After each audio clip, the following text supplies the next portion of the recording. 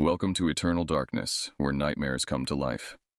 I'll be your host through these twisted tales tonight. Before we descend into the shadows, remember to like and subscribe to join our growing community of horror enthusiasts. Get comfortable, turn down the lights, and prepare yourself as we begin our journey into the unknown. I never intended our anniversary camping trip to become the nightmare that still haunts my dreams 12 years later. It was supposed to be simple.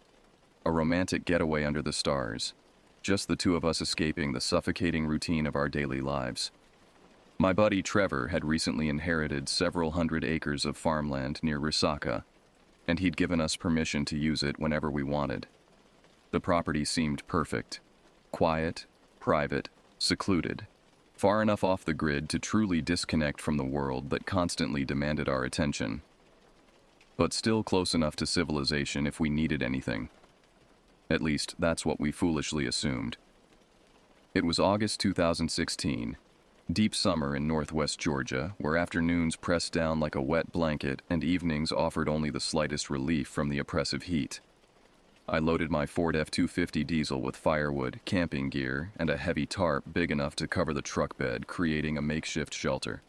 My girlfriend, now my wife, though she refuses to camp anymore, tossed snacks, blankets, and a small cooler into the back seat.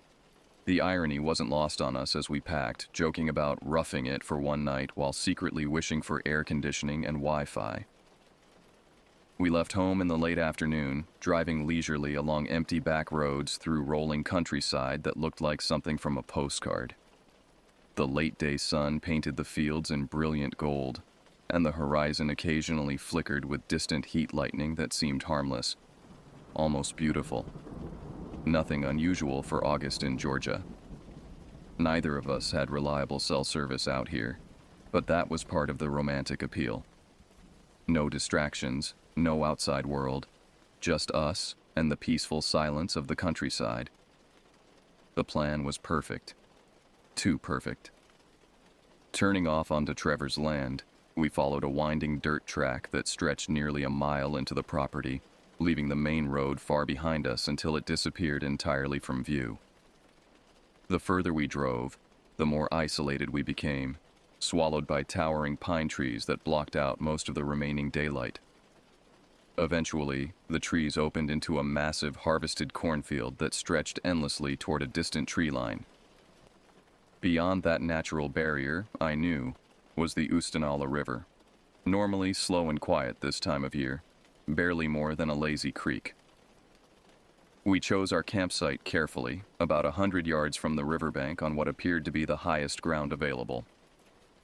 The soil felt firm but dusty beneath the truck's tires, and I made a mental note that if rain did come, the ground might turn muddy quickly. But looking at the clear sky above us, cloudless and vast, rain seemed like the furthest thing from possibility. The air felt strangely heavy, motionless, as if the entire world was holding its breath in anticipation. I backed the truck into position with practiced precision and began setting up our temporary home, stretching the tarp over the bed and tying it down with military-tight knots. The tarp formed a cozy canopy above the air mattress, giving us privacy and shelter while still allowing us to see the emerging stars.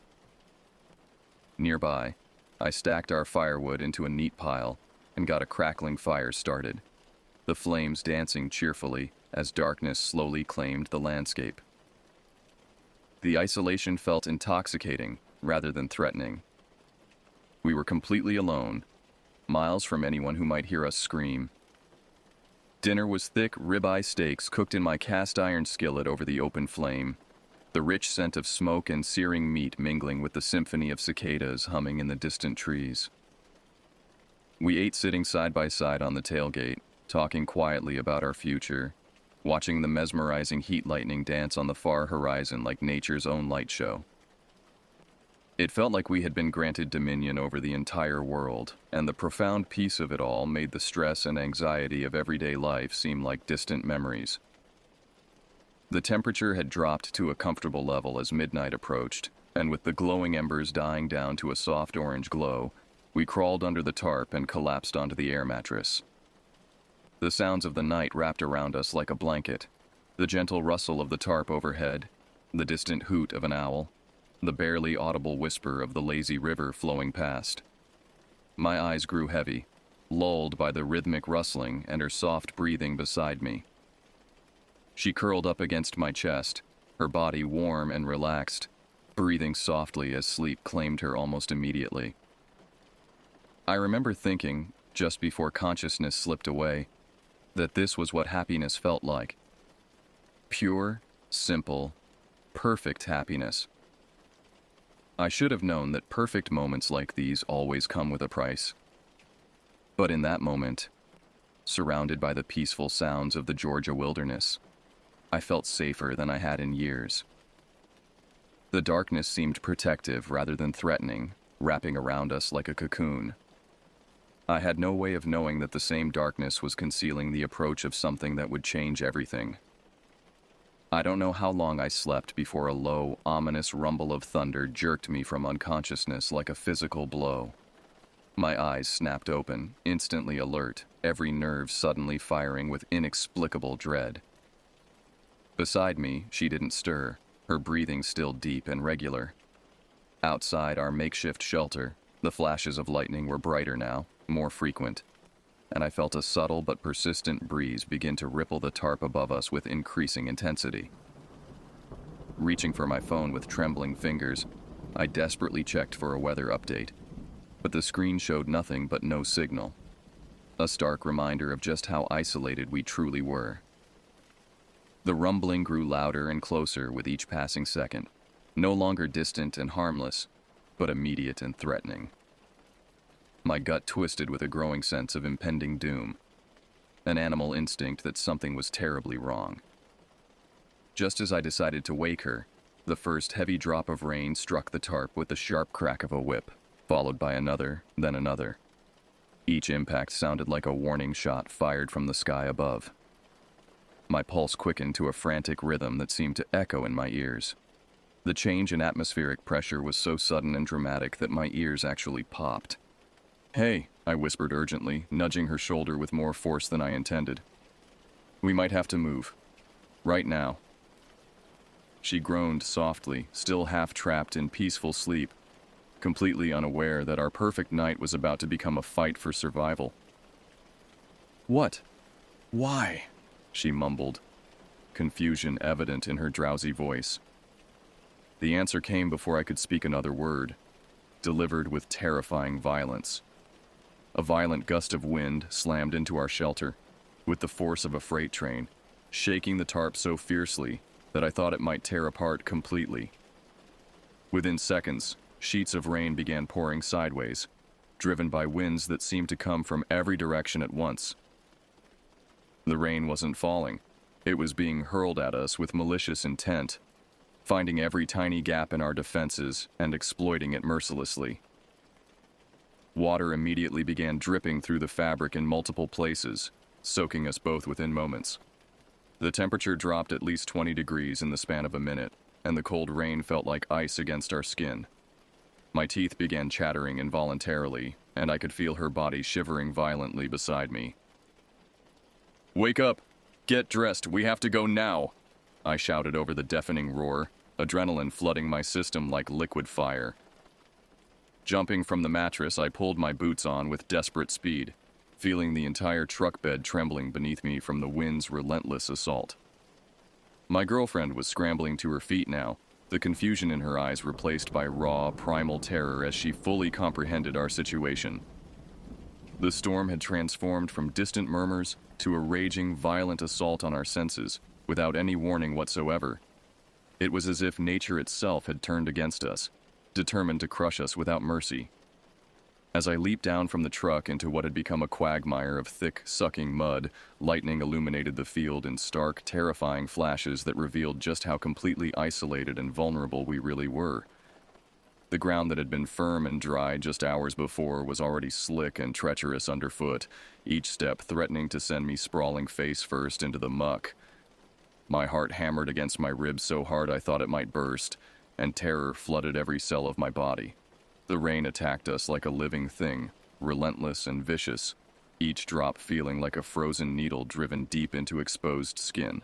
The world collapsed around us into an impenetrable wall of darkness, broken only by the harsh, strobing glare of lightning that turned everything into a nightmare landscape of shadows and blinding light. My heart pounded with such violence that the sound echoed in my ears louder than the screaming wind. "We have to move fast," I screamed, struggling desperately to be heard over the howling storm that seemed determined to drown out all human communication. "Get the straps. We need to take the tarp down before it destroys the truck." She nodded with grim determination, her soaked hair plastered flat against her skull, eyes wide with a mixture of terror and desperate resolve that I'd never seen before. We fumbled frantically with the drenched nylon straps, our fingers already numb from the cold rain and shaking uncontrollably from fear and adrenaline.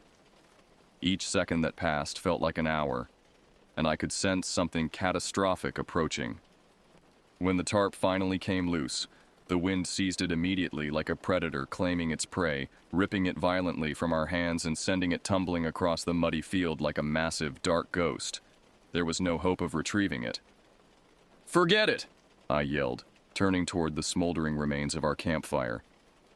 The flames that had provided such comfort hours earlier were now completely extinguished, reduced to hissing, steaming embers submerged beneath rapidly pooling water. I sprinted toward the driver's side door, my boots sinking deeper into the thick, grasping mud with every step. Each footfall required tremendous effort to extract my boot from the sucking earth. Climbing into the cab, I slipped multiple times on the muddy running board, my hands too numb and wet to maintain a proper grip. She scrambled into the passenger seat and slammed the door behind her with such force that the entire truck shook. Our panicked breathing immediately fogged all the windows, cutting off our view of the nightmare outside and trapping us in our own private hell.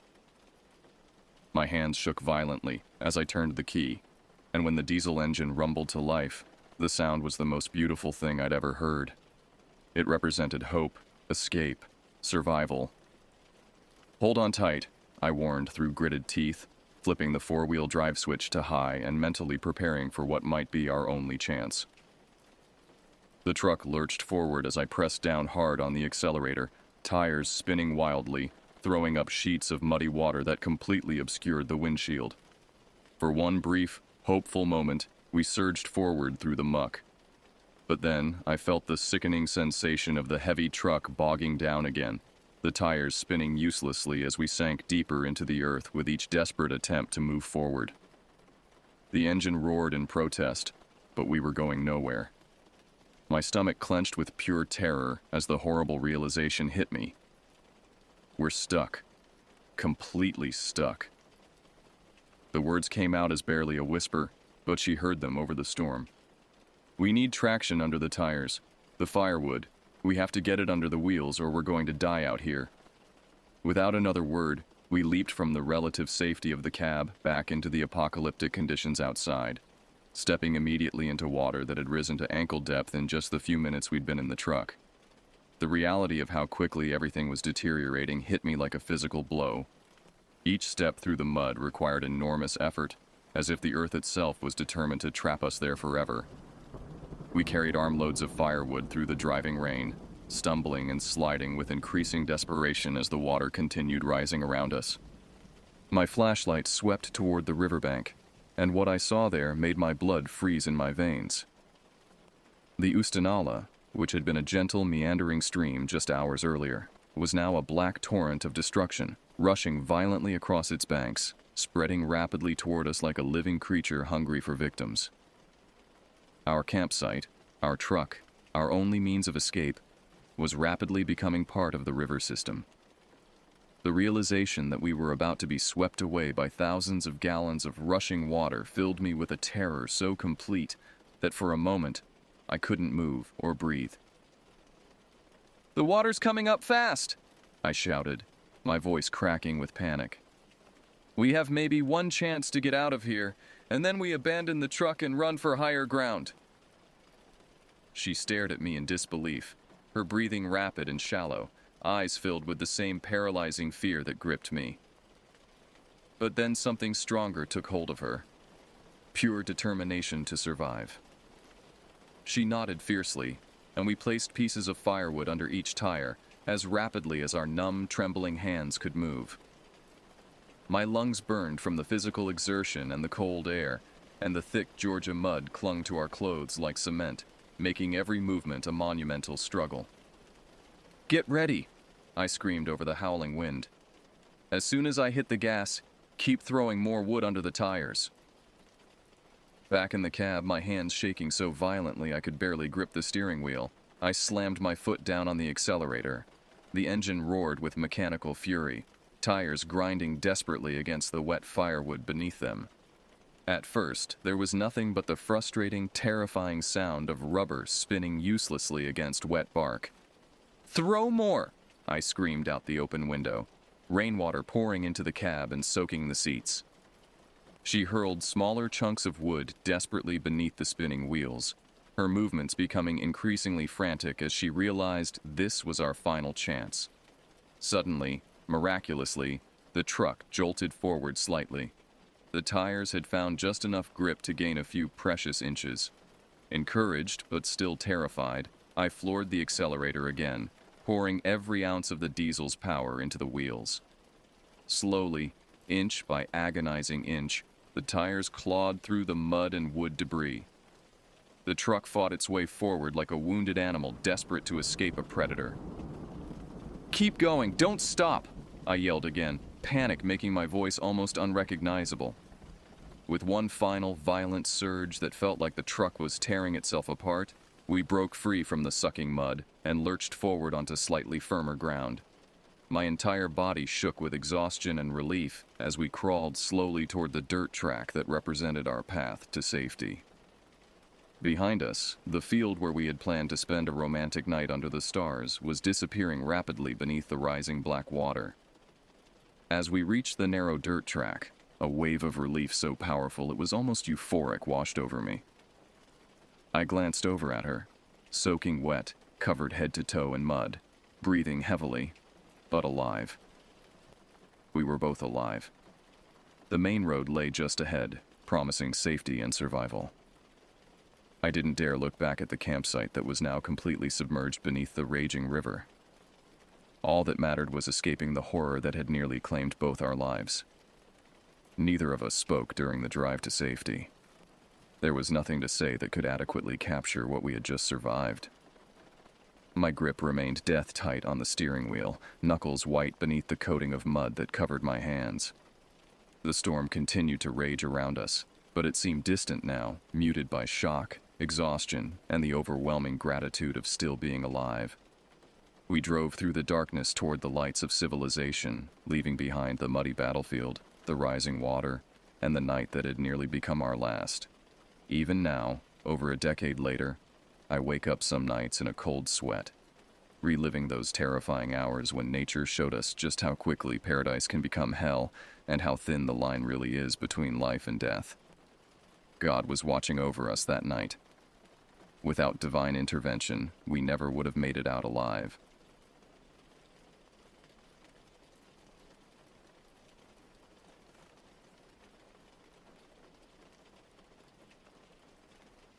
Of all the traditions my father and I shared, our annual fishing expedition remained the most sacred.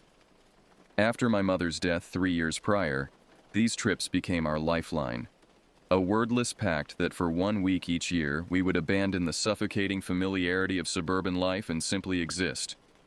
Typically this meant loading our battered Ford pickup and driving down to the crowded banks of the Russian River, competing with dozens of other weekend warriors for prime fishing spots. But for my 17th birthday, marking what felt like my final summer before the crushing weight of senior year descended, my father had arranged something extraordinary. A fly-in cabin on the remote upper reaches of the Kenai River. No roads, no neighbors, no cellular towers piercing the horizon. Just us, a weathered log structure, and one of Alaska's most legendary salmon runs. The flight aboard the vintage de Havilland Beaver proved nothing short of spectacular. I pressed my face against the scratched plexiglass window, watching the endless expanse of the Kenai National Wildlife Refuge unfold beneath us like a living map. The wilderness stretched in every direction, an unbroken carpet of deep green spruce punctuated by countless lakes that gleamed like scattered coins.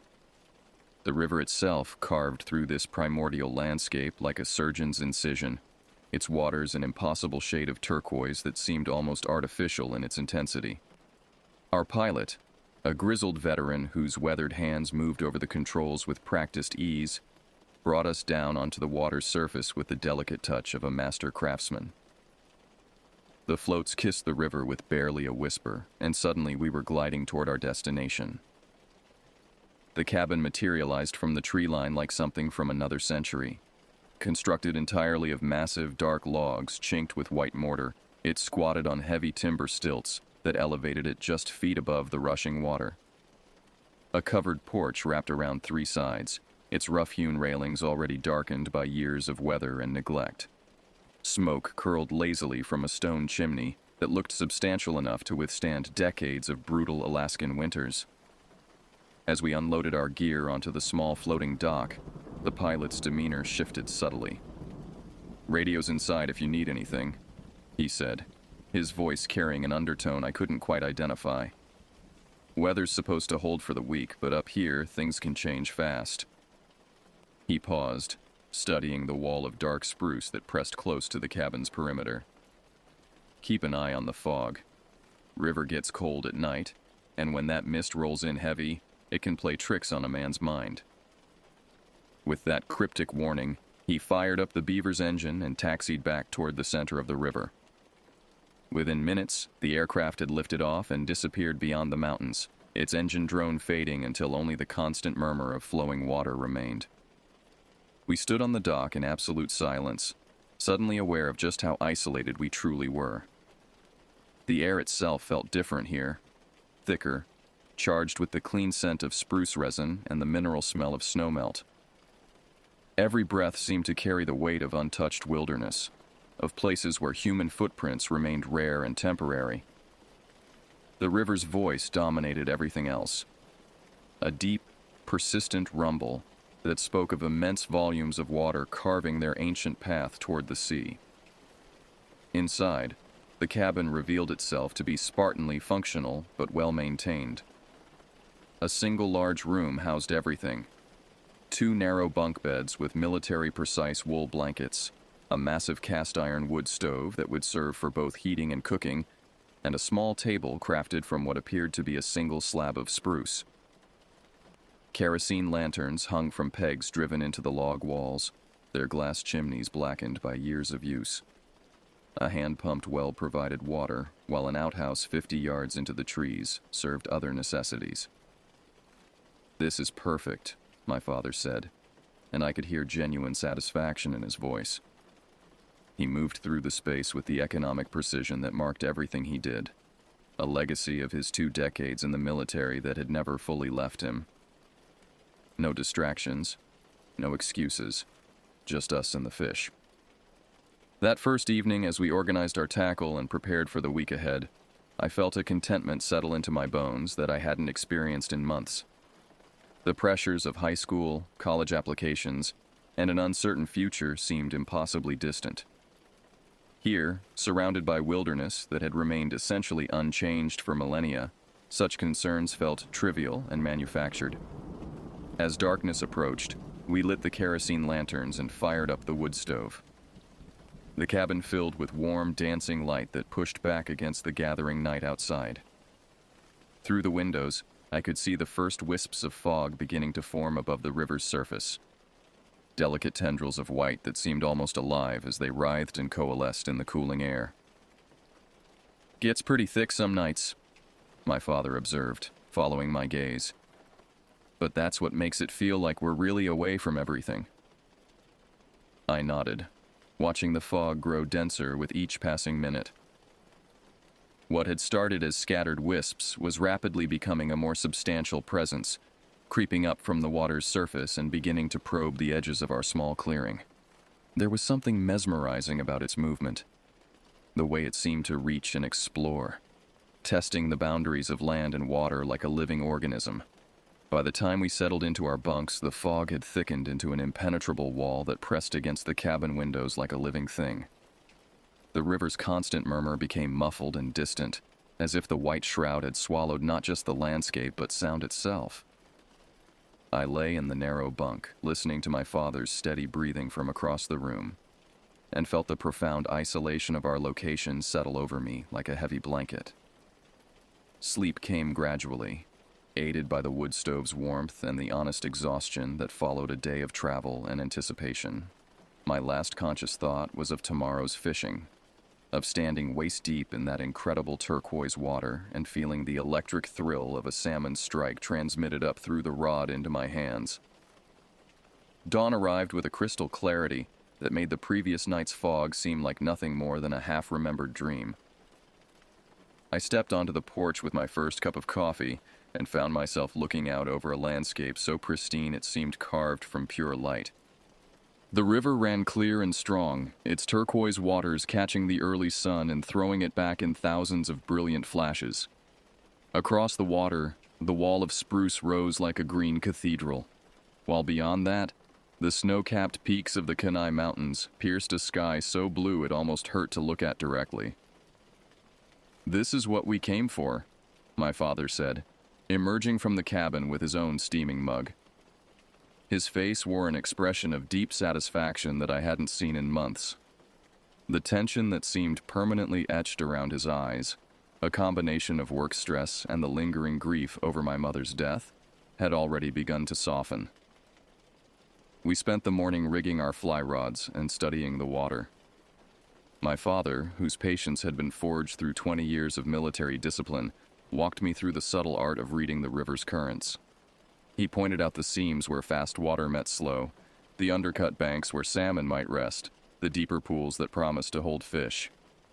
"The sockeye run's just starting," he explained, his voice taking on the instructional tone I remembered from childhood fishing lessons. "They're staging in the deeper water, building up energy for the final push to their spawning grounds. That's where we want to focus." By noon, we were waist-deep in water so cold it made my bones ache despite the heavy neoprene waders. The current was a constant, powerful presence against my legs, a reminder that this river commanded respect.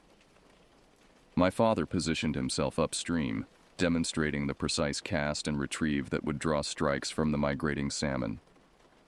His first fish came with shocking violence. One moment his line was drifting peacefully through a promising seam. The next, his rod bent nearly double as something large and furious tried to tear it from his hands.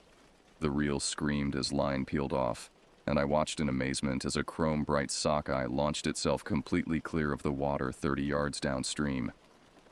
"That's how they fight," he called over the sound of rushing water, his voice tight with concentration as he worked the fish back toward us. "Pure muscle and bad attitude." The salmon's battle was magnificent and doomed. It ran, it jumped, it dove for the rocky bottom, but my father's experience and equipment proved superior. When he finally brought the fish to hand, its sides gleamed like polished silver, with just the hint of the red coloration that would deepen as it moved closer to its spawning destiny. My own success came an hour later, a smaller but equally fierce female that nearly spooled my reel before I managed to turn her head upstream. The fight left my arms shaking and my heart hammering, but holding that perfect fish in my hands felt like touching something wild and eternal. We caught our limit by late afternoon. 6 pristine sockeye that would provide more than enough protein for the week ahead. As we cleaned our fish on the cabin's small porch, the satisfaction of a successful day settled over us like a warm blanket. These weren't hatchery fish raised in concrete runs. These were wild salmon that had survived everything the ocean could throw at them, only to return to these exact waters where they had been born years before. "Tomorrow we'll try for some of the big kings," my father said as he filleted the last fish with practiced strokes of his razor-sharp knife. "I heard there are some 40-pound monsters in the deeper holes." That evening's dinner was transcendent. Fresh salmon steaks sizzled in the cast-iron skillet while potatoes roasted in the wood stove's heat. My father produced a small flask of whiskey from his pack and allowed me a careful sip. The burn of aged bourbon mixing with the taste of perfectly cooked fish and the profound contentment of a day well spent. As darkness approached, we sat on the porch watching the first tendrils of fog begin to form above the water's surface. What had seemed magical the previous night now felt routine, even comforting. This was simply what happened here when day gave way to night. The river's warm surface meeting the cooling air and producing this ethereal white shroud. "Hard to believe we have 5 more days of this," I said, leaning back in my chair and feeling more relaxed than I had in months.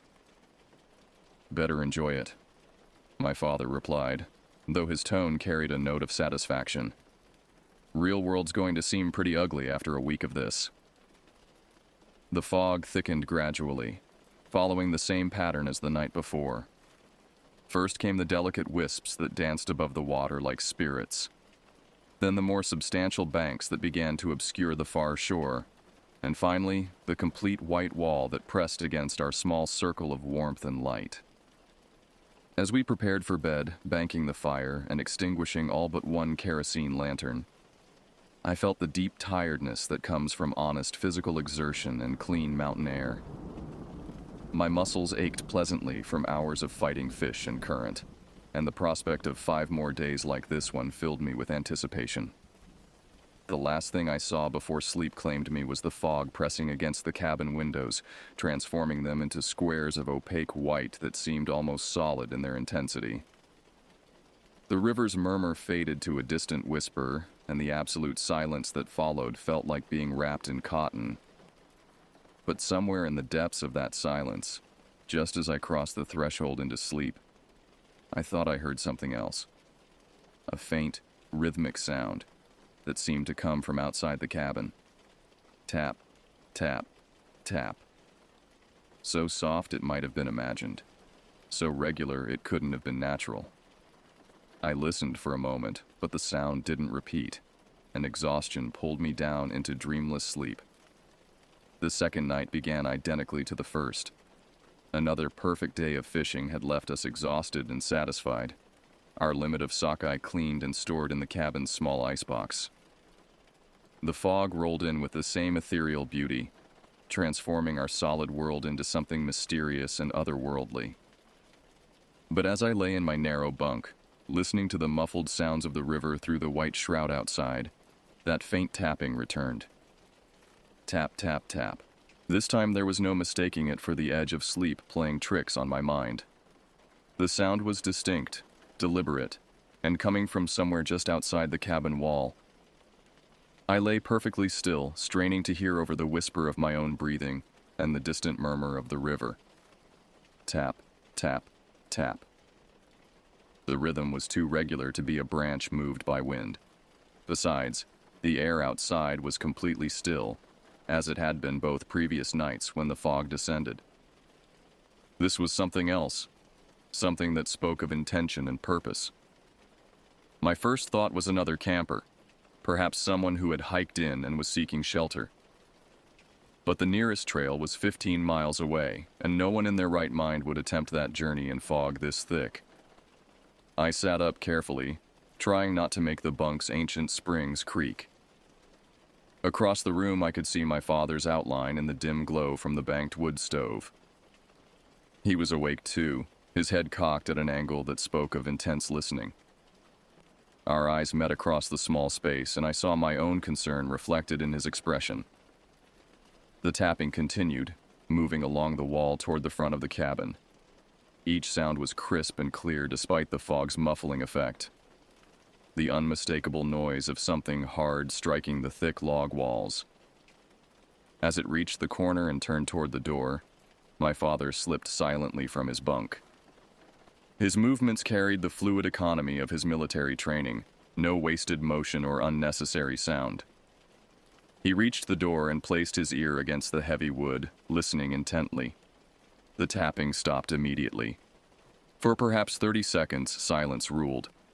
Not even the river's constant murmur seemed to penetrate the white wall outside. Then, with shocking suddenness, 3 sharp raps struck the door itself, so loud and forceful that the entire cabin seemed to shudder. My father jerked back as if the wood had burned him, his face pale in the stove's dying light. He raised his hand, signaling for absolute silence, and moved to the window beside the door. But the fog outside was so thick that the glass might as well have been painted white. There was nothing to see, no shadow or movement that might explain the sounds. For the next hour, we waited in tense silence. The tapping came irregularly now, sometimes against the walls, sometimes seeming to originate from the roof, occasionally returning to the door with those same forceful raps that made the heavy timber frame vibrate. Whatever was making the sound moved around the cabin's perimeter with a fluid ease that suggested intimate familiarity with the terrain. "Could be a bear," my father whispered during one particularly long silent interval. But his voice carried no conviction. We both knew that bears didn't make sounds like that, deliberate, rhythmic, almost musical in their precision. When dawn finally broke, we found absolutely nothing.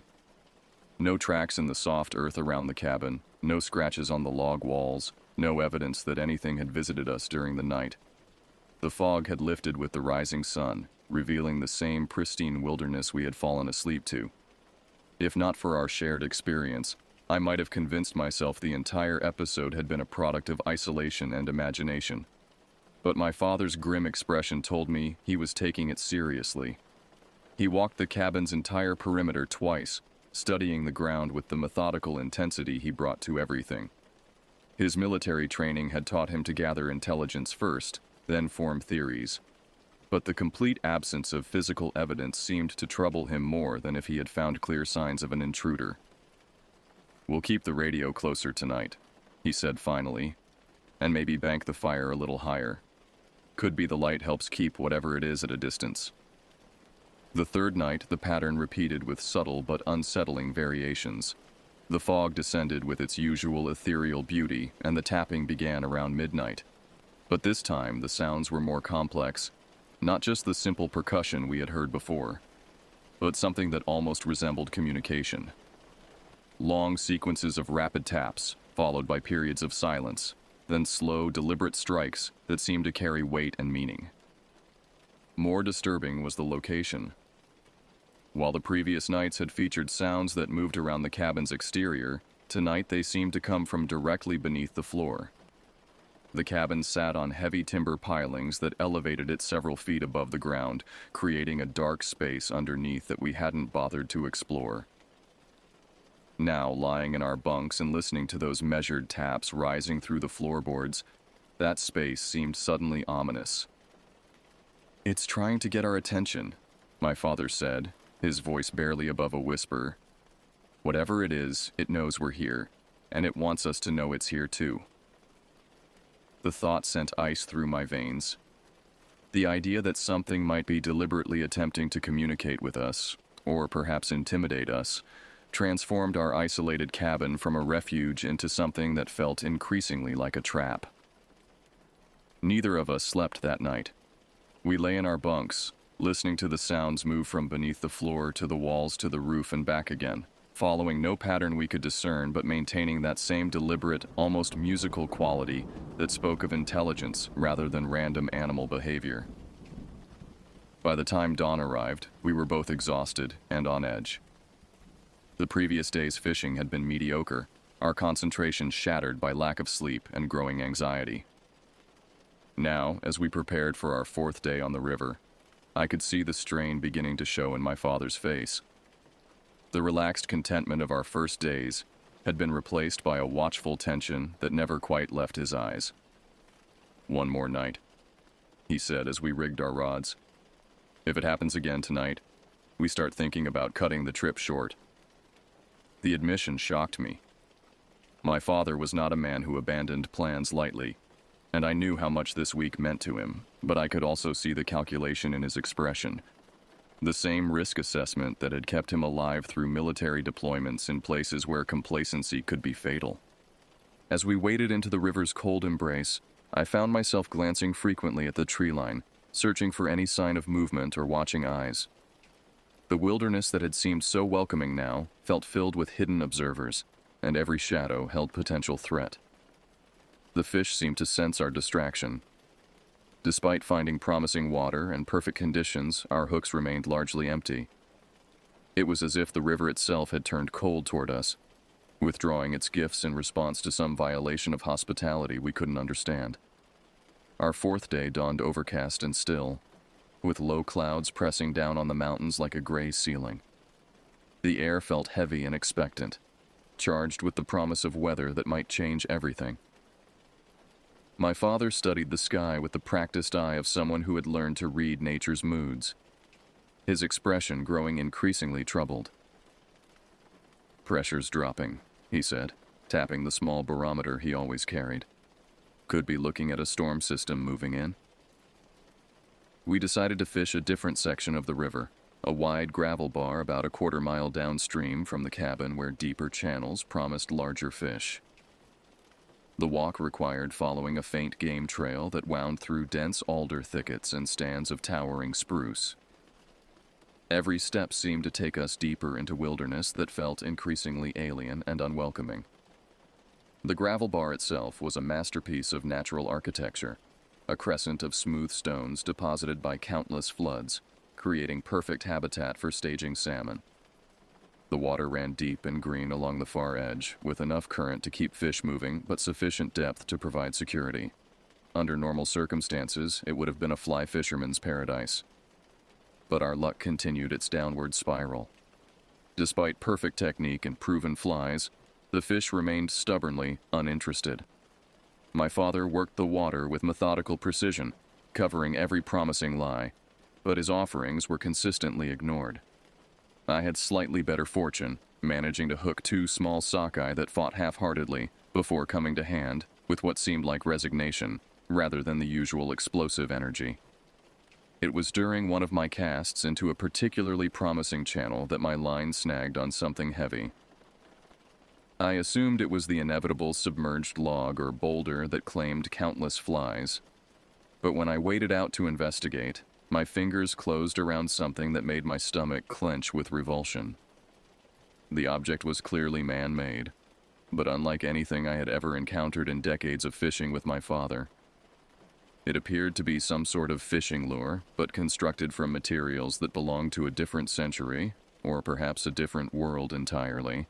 The body was carved from what looked like yellowed bone, shaped into a crude approximation of a fish, but with anatomical details that seemed wrong somehow, as if created by someone who had only heard fish described but had never actually seen one.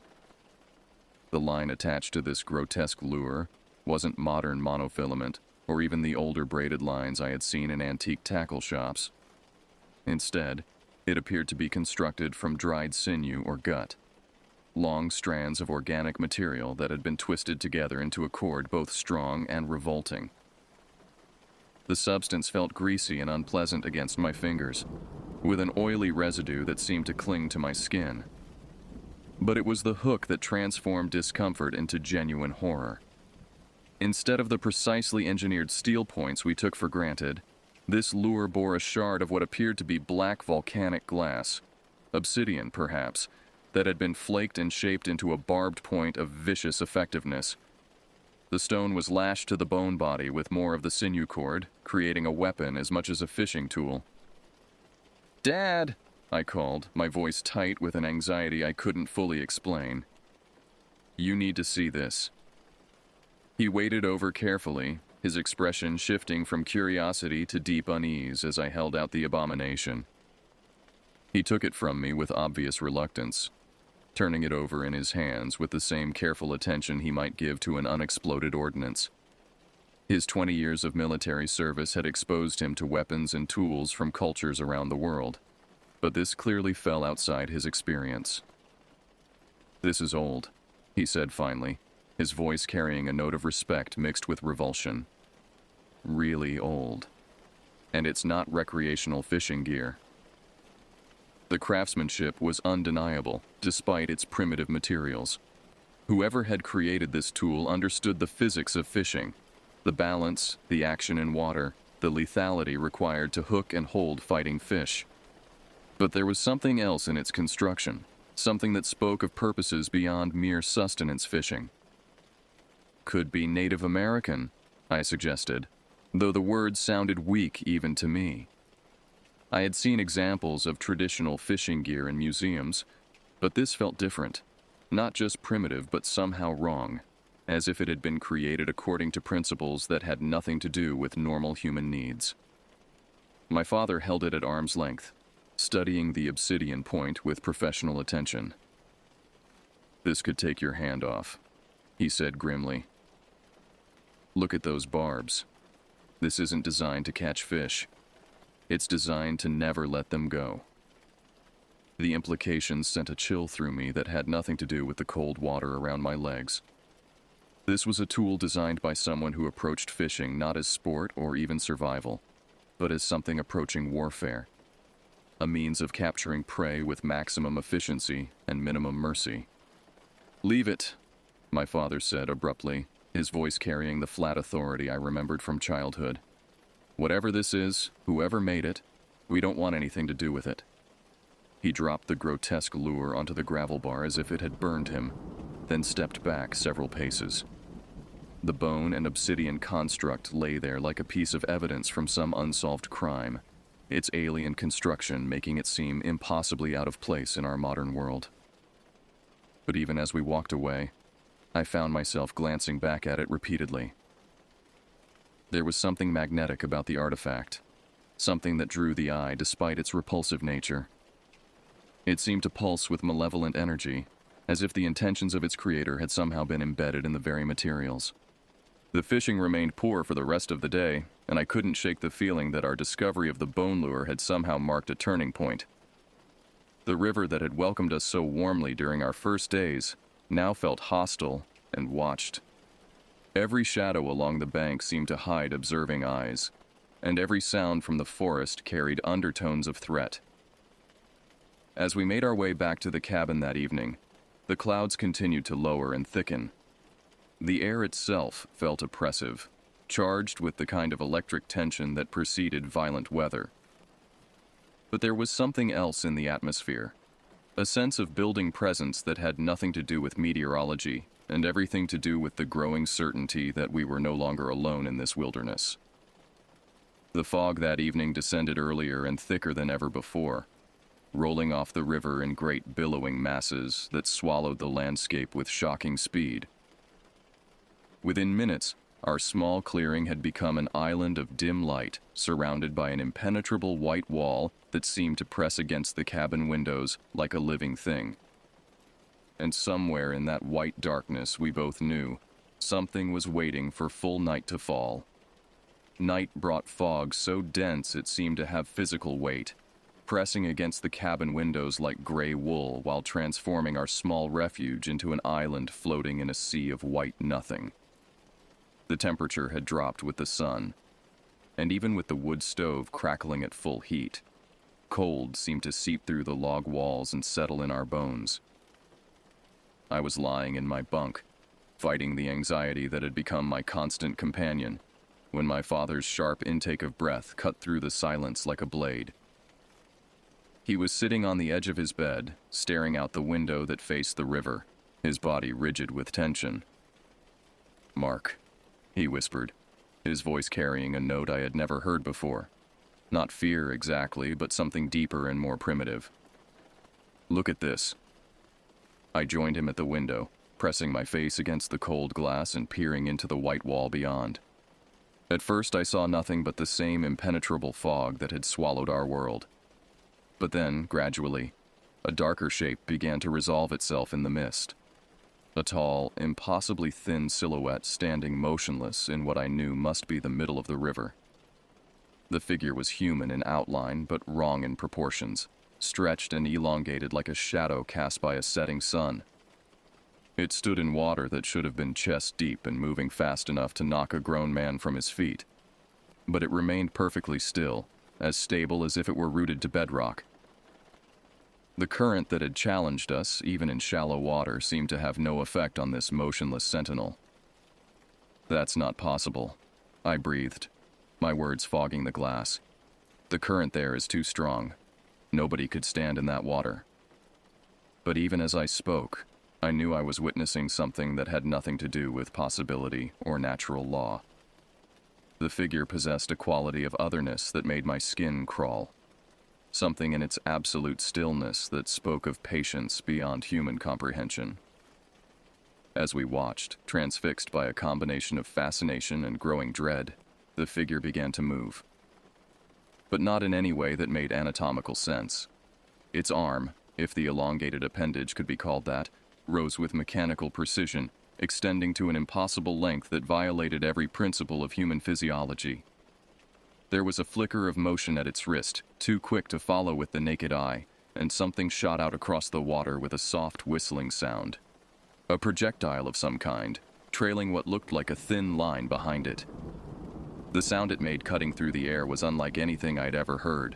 Not the whistle of a fishing line or the snap of a whip, but something organic and predatory. The line struck the water perhaps 20 yards from where the figure stood, and immediately began to pull back with mechanical efficiency. Within seconds, a large salmon broke the surface, struggling violently against whatever had impaled it. But the fish's desperate fight lasted only moments before it was hauled through the water toward the waiting figure with inexorable force. The entire sequence, the impossible cast, the instant strike, the retrieval, had taken perhaps 10 seconds. But it demonstrated a level of fishing skill that transcended anything achievable through normal human means. This wasn't sport fishing, or even survival fishing. This was predation distilled to its most efficient essence. God in heaven, my father whispered, his voice hoarse with shock. What is that thing? The figure had secured its catch, but instead of moving to process or store the fish, it remained motionless in the current. And then, with a movement that sent ice water through my veins, its head began to turn. The motion was wrong, too smooth, too mechanical, like the rotation of a machine rather than the natural movement of a living creature. The head swiveled with horrifying precision until it faced directly toward our cabin. Even through the fog and darkness, even across the distance that separated us, I felt the weight of its attention like a physical force. There were no visible features, no eyes, no mouth, no expression to read. Just the dark oval of a head atop an impossibly elongated neck, fixed on our position with unmistakable intent. The moment stretched into eternity. I found myself unable to breathe, unable to move, unable to do anything but stare back at this impossible figure that defied every rational explanation. The air in the cabin seemed to thicken, charged with a malevolent intelligence that reached across the water and wrapped around us like invisible chains. Then, as suddenly as it had appeared, the figure began to fade back into the fog. Not walking away or diving beneath the surface, but simply dissolving into the white wall as if it had never been more than a projection of light and shadow. Within seconds, there was nothing, just the impenetrable mist and the memory of what we had witnessed. I realized I was gripping the windowsill so tightly that my knuckles had gone white. My father's breathing was shallow and rapid, the sound of a man struggling to process something that challenged his fundamental understanding of reality. "We need to leave," he said, his voice flat and mechanical. "Now. Tonight." The soldier in him had taken over, the part that had kept him alive in hostile territories where hesitation meant death. He was already moving, pulling his pack from beneath his bunk and beginning to stuff it with essential supplies. "Dad, wait," I said, though my own instincts were screaming the same message. "The plane isn't coming for 3 more days. And that fog, we can't navigate in this." He paused, his jaw working as he wrestled with the tactical situation.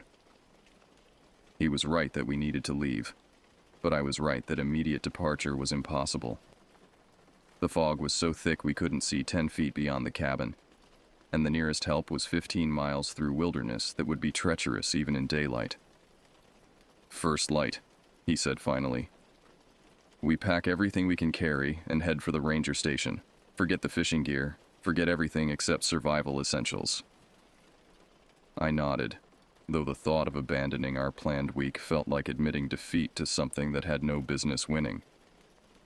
But the image of that figure standing impossibly in the rushing water, and the way its head had turned to focus on us had burned itself into my memory with the permanence of trauma.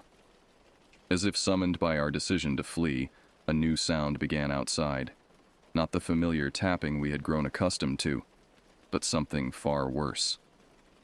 A wet, rhythmic splashing that seemed to circle the cabin like a predator testing the perimeter of a cage. The sound was heavy and deliberate, as if something large was moving through the shallows just beyond our vision.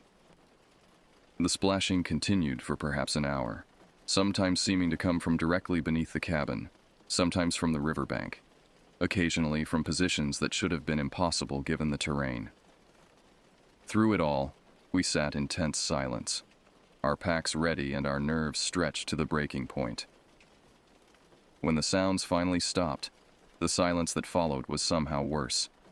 It carried the weight of patience and malevolent intelligence, the certainty that whatever had been circling us was now simply waiting for the right moment to act. Neither of us attempted sleep that night. We sat facing the windows, watching the fog press against the glass like curious fingers, waiting for dawn to provide the light we needed to begin our escape from this place that had transformed from paradise to purgatory in the space of a few impossible moments. Sleep had become impossible. We sat in the cabin's main room like sentries, backs against the log walls, watching the fog-darkened windows for any sign of movement. The wood stove threw dancing shadows across the walls, creating a constantly shifting pattern of light and darkness that made everything seem alive and threatening. The silence outside was complete. No night birds, no small animals moving through the underbrush, not even the subtle sounds of wind through the trees. It was as if the fog had smothered not just light, but life itself, creating a dead zone where only unnatural things could move. At approximately 2 a.m., the assault began. The first blow struck the front door with the force of a sledgehammer, a concussive impact that shook the entire cabin and sent dust cascading from the ceiling beams. The sound was sharp and violent, echoing through the small space like a gunshot. Both my father and I jerked upright, our hearts hammering with sudden adrenaline. But before we could react, a second blow struck the back wall. Impossible, given that the first had come from the front. Then the side wall. Then the roof directly above our heads, each impact delivered with the same devastating force, each one seeming to come from a different location around the cabin's perimeter. The thing outside was moving with impossible speed, circling our refuge and striking at random intervals with what sounded like massive stones or pieces of timber. Each blow was precisely calculated to create maximum psychological impact, loud enough to terrify, forceful enough to suggest genuine threat, but not quite strong enough to breach the heavy log construction. "It's testing us," my father said, his voice tight with controlled fear. "Seeing how we react." The impacts continued, following no pattern we could discern. Sometimes they came in rapid succession, boom, boom, boom, like artillery fire. Other times, long minutes of silence stretched between blows, allowing our nerves to settle before the next shocking impact shattered the quiet. But worse than the physical assault was the sound that accompanied it. A low guttural clicking had begun, seeming to emanate from multiple locations at once. It was the sound of stones being knocked together underwater, or perhaps massive teeth chattering in some enormous jaw. The clicking followed no rhythm, sometimes fast and agitated, sometimes slow and deliberate, but always carrying undertones of malevolent intelligence. The combination of impacts and clicking created a symphony of threat that seemed designed to drive us to the edge of sanity. My father had pulled out his service pistol, a .45 automatic he always carried on wilderness trips, but we both knew that conventional weapons would be useless against something that could move around the cabin's perimeter with such impossible speed. Then the tone of the assault changed. The random impacts gave way to something far more focused and terrifying. A new sound joined the clicking, a long, grinding scrape that seemed to come from the front door. Not the random scratch of an animal, but the deliberate, methodical sound of something trying to work its way through the heavy timber. I watched in horror as the thick wooden bar that secured the door began to vibrate in its iron brackets. The metal fittings, designed to withstand the force of storms and the pressure of settling logs, started to groan under an immense stress applied from outside. Splinters of wood began to fall from around the hinges as the door frame itself started to distort. "It's going to break," I whispered, the words barely audible over the grinding and groaning of tortured wood. My father's training kicked in. Instead of focusing on the obvious threat at the front door, his eyes went to the small window at the rear of the cabin, the one that faced the dark wall of spruce trees. His military experience had taught him that the enemy's apparent focus was often designed to mask their real intention. "It wants us watching the door," he said grimly. "It wants us focused on the obvious threat while it does something else." The scraping at the door continued, joined now by what sounded like claws or talons raking down the heavy planks. But my father was already moving, wrapping his left hand in a thick wool blanket from his bunk. He crossed to the rear window in 3 quick steps and, without hesitation, drove his fist through the glass. The window exploded outward in a shower of sharp fragments, letting in a swirl of cold, damp air and the sour smell of the fog. He worked quickly, knocking out the remaining shards and clearing the frame of glass. "Out!" he ordered, his voice carrying the flat authority of absolute command. "Now, move!" I grabbed my pack and scrambled toward the opening, my heart racing with terror and adrenaline. Behind me, the sounds at the front door had intensified, the grinding scrape now accompanied by what sounded like massive blows that made the entire cabin shudder. I squeezed through the window frame, feeling the jagged edges of remaining glass catch at my clothing, and dropped heavily onto the damp earth outside. The fog was so thick I couldn't see my own feet, but I could feel the soft, wet moss beneath me and smell the clean scent of spruce needles. My father came through right behind me, landing in a crouch with the unconscious grace of someone who had made countless tactical exits under pressure. He still clutched the heavy cast iron skillet from the stove. Not much of a weapon, but better than nothing. The sounds from the front of the cabin had stopped the instant we broke the window, as if our escape had been detected immediately. The silence that followed was more terrifying than the assault had been, carrying the weight of something large and intelligent recalculating its approach. "This way," my father whispered, grabbing my sleeve and pulling me toward what he hoped was the forest. "Stay low, stay quiet, and whatever happens, don't look back." We plunged into the white wall of fog, moving blind through a landscape that had become utterly alien. Every step was a gamble. The ground beneath our feet could change without warning from solid earth to tangled roots to hidden obstacles that could trip us or turn an ankle. Behind us, the cabin creaked and groaned as if something massive was testing its structural limits. But we didn't look back. We kept moving into the fog-shrouded forest, guided only by my father's compass, and the desperate hope that we could put distance between ourselves and whatever had transformed our refuge into a prison. The real horror was just beginning.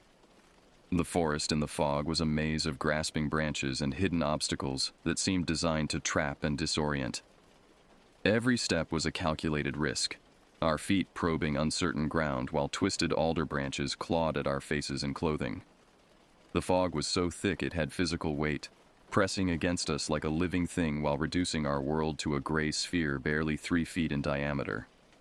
My father moved with the methodical precision of his military training, checking his compass every few steps and maintaining a steady northeast bearing toward the distant ranger station. But progress was agonizingly slow, and every sound we made, the snap of a twig, the rustle of vegetation, my own ragged breathing, seemed to echo through the white silence like a beacon announcing our position. We had been moving for perhaps an hour when we heard it, a rhythmic splashing from the direction of the river that paralleled our route.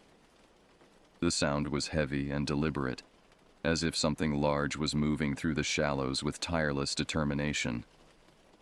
What made my blood freeze was the realization that it was keeping pace with us, matching our speed exactly despite the obstacles that slowed our progress to a crawl. "It's following us," I whispered, the words barely audible in the muffled air. My father held up his hand for silence, his head cocked as he listened to the steady splash and pause rhythm that continued somewhere to our left. His expression was grim but focused, the face of a soldier processing tactical information under pressure. "Not following," he corrected quietly. "Herding. It's keeping us away from the river, forcing us deeper into the forest." The implications hit me like a physical blow. Whatever was out there possessed not just impossible physical capabilities but genuine intelligence. It was thinking, planning, using the terrain and our own fear to drive us where it wanted us to go. We changed direction, trying to angle back toward the water, but immediately the splashing sound shifted to block our path. When we tried to increase our pace, the sounds accelerated to match. We were being managed by something that seemed to anticipate our every decision before we made it. The fog began to thin slightly as we climbed away from the river valley, but the improved visibility only made our situation more terrifying. Now we could see the dark shapes of massive spruce trees looming through the mist like primordial monuments, their branches creating an overhead canopy so thick that even in daylight, this place would be shrouded in perpetual twilight. And in that improved visibility, we caught our first glimpse of our pursuer. It was moving through the trees parallel to our route, a tall shape that seemed to flow between the massive trunks with unnatural grace. Even at a distance and partially obscured by fog, its proportions were clearly wrong. Too tall, too thin, its limbs too long for any human framework. When it paused behind the bulk of a particularly massive spruce, we could see that it stood at least 8 feet tall, its elongated silhouette made even more disturbing by its absolute stillness. "Don't run," my father whispered urgently, as every instinct in my body screamed for flight. Predators react to running prey. We keep moving, but we stay calm.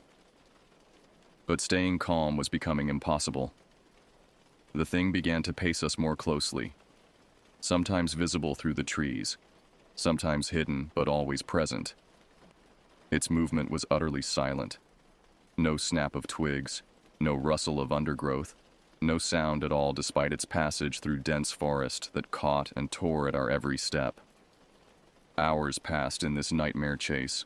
My legs burned with exhaustion, my lungs ached from the cold, damp air, and my nerves were stretched to the breaking point by the constant awareness of being hunted. But our pursuer showed no signs of tiring. If anything, it seemed to be growing bolder, moving closer, letting us see more of its impossible form. During one brief pause to check direction and catch our breath, we heard a new sound that turned my blood to ice. From somewhere behind us came a wet, heavy dragging noise, the sound of something massive being pulled across the forest floor.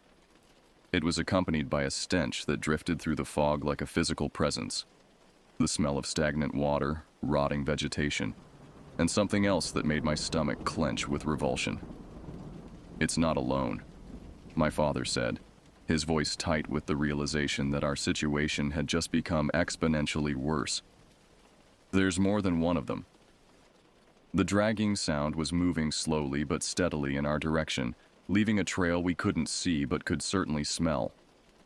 Whatever was making that noise was large enough to crush obstacles rather than avoid them, and the stench that preceded it spoke of something that had spent long periods in deep, stagnant water. We picked up our pace, abandoning stealth for speed as the sounds of pursuit multiplied around us.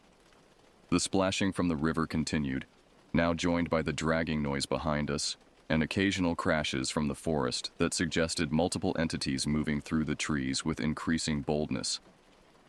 The fog began to lift slightly as dawn approached, but instead of providing relief, the improved visibility only revealed the true scope of our predicament.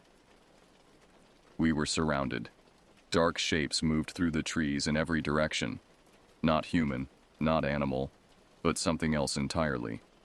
They maintained their distance but left no doubt that every avenue of escape was being monitored and controlled. When we finally stumbled into a small, boggy clearing surrounded by fallen timber, exhaustion forced us to stop. My father pulled me down behind the massive trunk of a wind-fallen spruce, and we crouched in the damp moss, our hearts hammering and our breath coming in short, panicked gasps. The splashing from the river had stopped. The dragging sound had ceased. Even the subtle crashes from the forest had gone silent. We were surrounded by a quiet so complete it felt like being buried alive. Then, from the riverbank perhaps 50 yards away, came a sound that will haunt my dreams for the rest of my life. It was a wet, heavy splash, followed by the unmistakable noise of something enormous pulling itself from the water onto dry land. Not the smooth emergence of an aquatic animal, but the labored, dragging progress of something that belonged in water, but was willing to endure the discomfort of land in pursuit of prey. The stench hit us moments later, a concentrated wave of marsh gas decomposition and something alien that had no earthly equivalent. I pressed my face into the moss, fighting the urge to vomit, while my father's hand closed on my shoulder with iron strength. And then it began to move through the forest toward our hiding place, dragging itself across the undergrowth with a wet, sliding sound that spoke of massive size and implacable determination. The dragging sound grew closer with each passing moment, accompanied by the wet, sliding noise of something massive hauling itself across the forest floor. The stench became overwhelming, a concentrated miasma of stagnant water, rotting organic matter, and something else that seemed to bypass the nose entirely and trigger some primitive fear response deep in the brain. I pressed my face harder into the damp moss, every muscle in my body locked rigid with terror. Beside me, my father's breathing had become shallow and controlled, the trained response of someone who had learned to function under extreme stress. His hand remained on my shoulder, an anchor of human contact in a world that had suddenly revealed itself to be far stranger and more dangerous than we had ever imagined. The thing moved with deliberate slowness, perhaps 20 yards from our hiding place now. Through the scattered logs and undergrowth, I caught glimpses of something that defied rational description. It was massive, easily 12 feet in length, and appeared to be dragging itself forward using appendages that were neither arms nor tentacles but something in between. Its body glistened with moisture and seemed to pulse with a rhythm that suggested labored breathing, or perhaps a heartbeat visible through translucent skin. The worst part was the intelligence in its movement. This wasn't the random searching of a predator following scent. It was moving with purpose, investigating our hiding place with the methodical thoroughness of something that knew exactly where we were and was simply choosing its moment to act. 10 yards away. 5 yards. The stench was so intense now that my eyes watered and my throat burned with each breath. I could hear the wet, sliding sound of its passage across the moss, the occasional snap of small branches as it pushed through obstacles, and underneath it all, a low sound that might have been breathing, or might have been something far worse. Then, impossibly, it stopped. The sudden cessation of movement was more terrifying than the approach had been. For long moments we lay frozen behind our fallen log, listening to nothing but our own rapid heartbeats and the distant sound of the river. The stench remained, an invisible cloud that marked the position of something just yards away, but all movement had ceased. I risked lifting my head slightly, peering through a gap in the tangled branches. What I saw sent a shock of pure terror through my nervous system. The thing was positioned just on the other side of our shelter, close enough that I could make out individual details of its alien anatomy. Its head, if the bulbous, eyeless mass at one end could be called a head, was turned in our direction, tilted at an angle that suggested it was listening with supernatural intensity. For an eternity that lasted perhaps 30 seconds, predator and prey remained motionless. I felt certain that our rapid breathing would give us away, that the hammering of my heart would somehow be audible to this impossible creature. But gradually, almost imperceptibly, it began to move again. Not toward us, but parallel to our position, as if investigating the perimeter of our hiding place. The movement saved our lives. As the creature shifted position, the wind direction changed slightly, carrying a new scent through the forest. It was the clean, sharp smell of wood smoke, not the acrid stench of burning brush, but the pleasant aroma of seasoned timber burning in a well-maintained fireplace. the ranger station. Somewhere ahead of us, probably closer than we had dared hope, Bill Haskins was starting his morning fire and beginning another day in the wilderness. The smell of civilization, of human habitation and safety, drifted through the fog like a promise of salvation. Our pursuer had detected the scent as well. The massive form froze, its alien head turning toward the source of the smoke with predatory interest. For a moment, I feared it might abandon us to investigate this new presence. But then, with a wet, sliding sound that spoke of immense effort, it began to withdraw toward the river. The retreat was not flight, but tactical repositioning. Whatever intelligence guided this creature had calculated that the presence of other humans made continued pursuit too risky. It was choosing discretion over immediate gratification, which somehow made it even more terrifying than mindless aggression would have been. We waited until the dragging sounds had faded completely, and the stench had begun to dissipate before daring to move. Even then, my father made us wait an additional 10 minutes, timing it on his watch, before allowing us to emerge from our hiding place. "Move quiet, move fast," he whispered, his voice hoarse with strain. "If we can smell his fire, we're close." The next hour was a desperate race through thinning fog and increasingly familiar terrain. The wood smoke grew stronger with each step, joined eventually by other signs of human presence. The distant sound of a radio, the smell of bacon cooking, the blessed normalcy of a human voice speaking in measured professional tones. When we finally stumbled out of the tree line and saw the ranger station's green metal roof through the dissipating mist, I felt my legs give out with relief. We collapsed on the wooden steps of the porch like refugees from a war zone, our clothes torn, our faces scratched and pale, the evidence of our ordeal written in every line of our bodies. The door opened almost immediately, revealing Bill Haskins, a man whose weathered face had seen enough wilderness emergencies to recognize genuine trauma when it appeared on his doorstep. He took one look at us and stepped back, gesturing us inside without a single question. "Coffee first," he said, his voice carrying the calm authority of someone accustomed to dealing with crisis. "Then we'll talk." Inside the warm, well-lit cabin, so normal, so mundanely human after our night in the fog, we sat wrapped in wool blankets while Haskins prepared coffee so strong it was almost syrup. The radio chattered quietly in the background, transmitting weather reports and routine communications that belonged to a world governed by natural laws and rational explanations. When we had stopped shivering and could hold the coffee mugs without spilling, Haskins pulled up a chair and waited. My father, trained in military debriefing procedures, recounted everything with precise, economical language. He described the tapping sounds, the figure in the fog, the bone lure, and the night-long pursuit through the forest. He spoke without emotion or embellishment, simply reporting facts in the order they had occurred. I watched Haskins's face carefully throughout the recounting, expecting skepticism or the kind of patient condescension adults reserve for overwrought teenagers. Instead, I saw recognition and a growing gravity that suggested our experience was not entirely without precedent. When my father finished, Haskins sat in silence for several minutes, staring into his coffee mug. Finally, he rose and moved to a bookshelf near the radio, returning with an old, leather-bound journal that looked like it had seen decades of use. "The Dana-Ina people have lived in this region for thousands of years," he said, opening the journal to a page marked with a faded ribbon. "They have names for things that don't appear in any field guide or biology textbook." The page contained a pencil sketch that made my breath catch in my throat. It showed a tall, elongated figure standing in water, its proportions matching exactly what we had seen in the fog. Surrounding it were other sketches, creatures that seemed to be variations on the same impossible theme. "They call them Nantina," Haskins continued.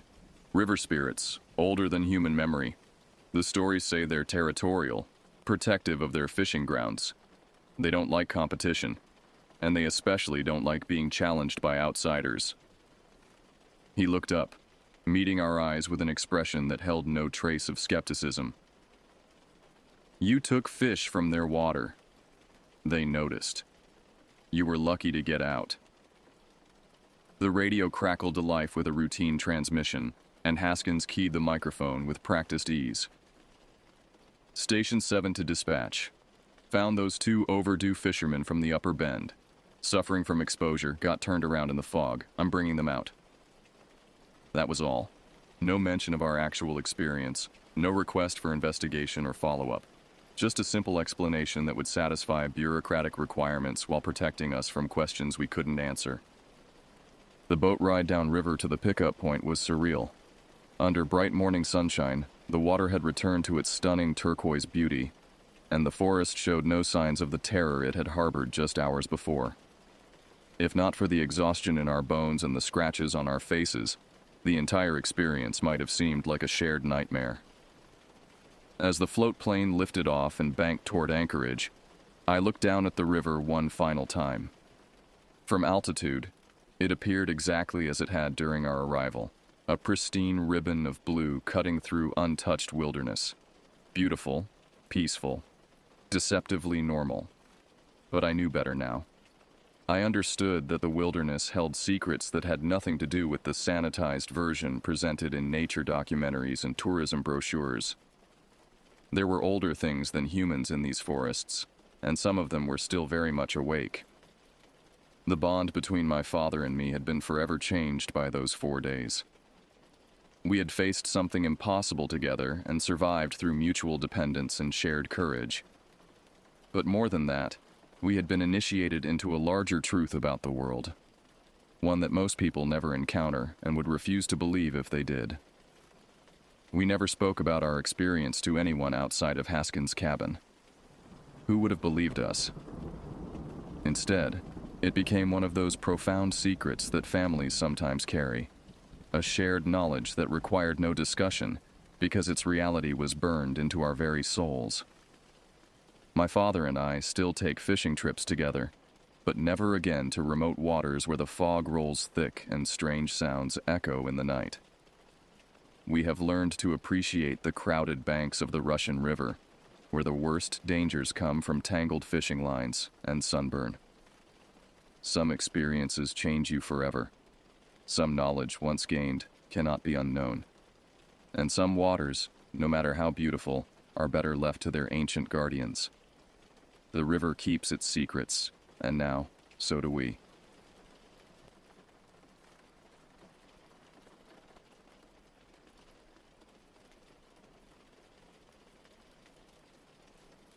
My name is Jacob Hernandez, and I'm a 35-year-old ex-park ranger haunted by memories that gnaw at my sanity like a festering wound.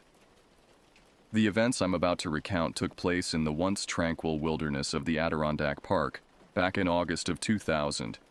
But even now, 2 decades later, they remain seared into my mind with a vividness that still jolts me awake in a cold sweat most nights. Working as a ranger in those tangled green mountains had been my life's passion, the fulfillment of a boyhood dream to spend my days amidst nature's untamed splendor.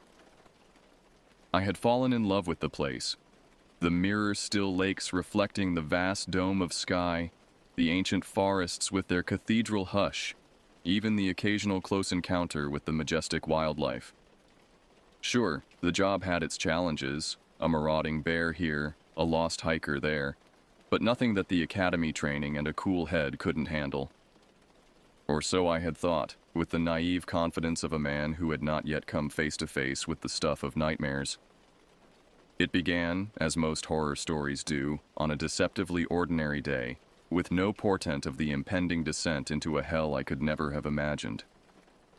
The radio crackled with a routine call. A family of 5, the Wallaces, had failed to check out of their backcountry cabin rental on schedule. Missing hikers were a common enough occurrence, and 9 times out of 10 it was simply a case of poor time management or a sprained ankle. My partner Ben and I set out to sweep their route, a gentle loop trail circumnavigating one of the park's more scenic lakes. We expected to find the Wallaces tired but sheepish, apologetic for the inconvenience. What awaited us at the trailhead, however, was the first chilling hint that something was amiss. The family's minivan sat forlornly in the gravel lot, conspicuously out of place amidst the towering pines. In the back, their golden retriever whined and pawed at the window, its distress an eerie echo of the unease already prickling up my own spine. Ben and I exchanged a look, some unspoken understanding passing between us. We'd been partners for years, an easy camaraderie born of shared experiences and the peculiar bond of those tasked with maintaining the delicate balance between human recreation and the unforgiving wilderness. In that moment, I saw my own apprehension reflected back in the tightening of Ben's jaw, the slight hesitation before he unclipped his radio to call in the vehicle discovery. We fanned out to canvass the area, eyes scanning the dense undergrowth for any sign of the Wallaces. It was oppressively still under the forest canopy, even the ever-present birdsong oddly absent, as if the creatures of the woods sensed an unwelcome presence and had fallen warily silent. I pushed through a tangle of branches, boots sinking into the loamy earth, and then froze, heart leaping into my throat. There, half concealed beneath a drift of leaves, was a small, huddled form. For a moment, I couldn't process what I was seeing, my mind refusing to acknowledge the tableau of horror. But as I dropped to my knees and reached out with trembling hands, the reality hit me like a punch to the gut. It was the youngest of the Wallace children, a girl no more than 7 or 8. Her face was ghost pale, tears cutting tracks through the grime on her cheeks. She clutched a stuffed rabbit, the toy's cheerful, patterned fabric grotesquely at odds with the child's glassy, terrorized stare.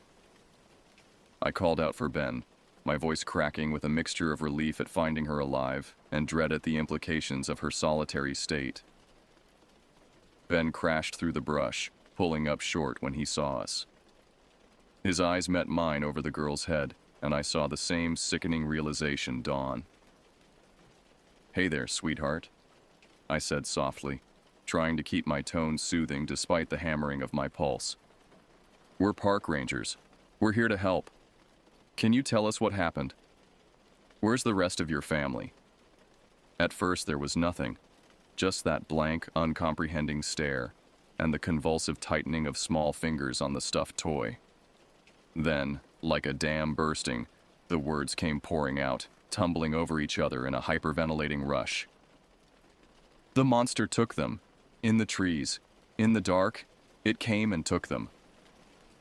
Her voice dissolved into hiccuping sobs, thin shoulders heaving. Ben and I exchanged another loaded glance, a silent communication honed by years in the field together. Gently, I coaxed more details from her, piecing together a fragmented story of a family hike turned nightmare. They'd been walking the trail, she said, just a short loop before heading back to the cabin for lunch. Her brothers had been arguing over who got to throw the ball for the dog, their voices carrying through the crisp air. Her parents were walking ahead, hand in hand, talking softly and laughing. A normal scene, one that played out daily across the park's miles of interlocking trails. And then, in an instant, it had all shattered. A crashing noise in the underbrush, guttural and loud. A shadow detaching itself from the tree line, something huge and furred. Her mother's scream abruptly cut off. The sounds of a struggle, the thud of bodies, and then a terrible, reverberating silence broken only by the child's own ragged breathing as she huddled, paralyzed, under the sheltering arms of a fallen log. "It took them," she whispered again, a haunted refrain. "The monster in the woods, it took them." Ben was already radioing for backup, his tone clipped and urgent. I cradled the shivering girl against my chest, murmuring reassurances I didn't believe myself. Because even then, in the first shocked moments, some instinctive part of me knew this was no ordinary animal attack. The forest around us felt altered, sinister, like we were suddenly trespassers in our own territory. The size of the creature she described, the way it had snatched 4 adults away in mere moments, it defied any rational explanation. We waited there in the ominous hush of the woods, the girl's hitching breaths and the static crackle of the radio the only sounds. I strained my ears for the approach of help, of reinforcements to help make sense of the incomprehensible. But as the minutes dragged on with no sign of our backup, a dark understanding began to coalesce at the edges of my thoughts. We were on our own out here, in the heart of a vast wilderness that had always held its secrets close. And now, one of those secrets had awoken hungry.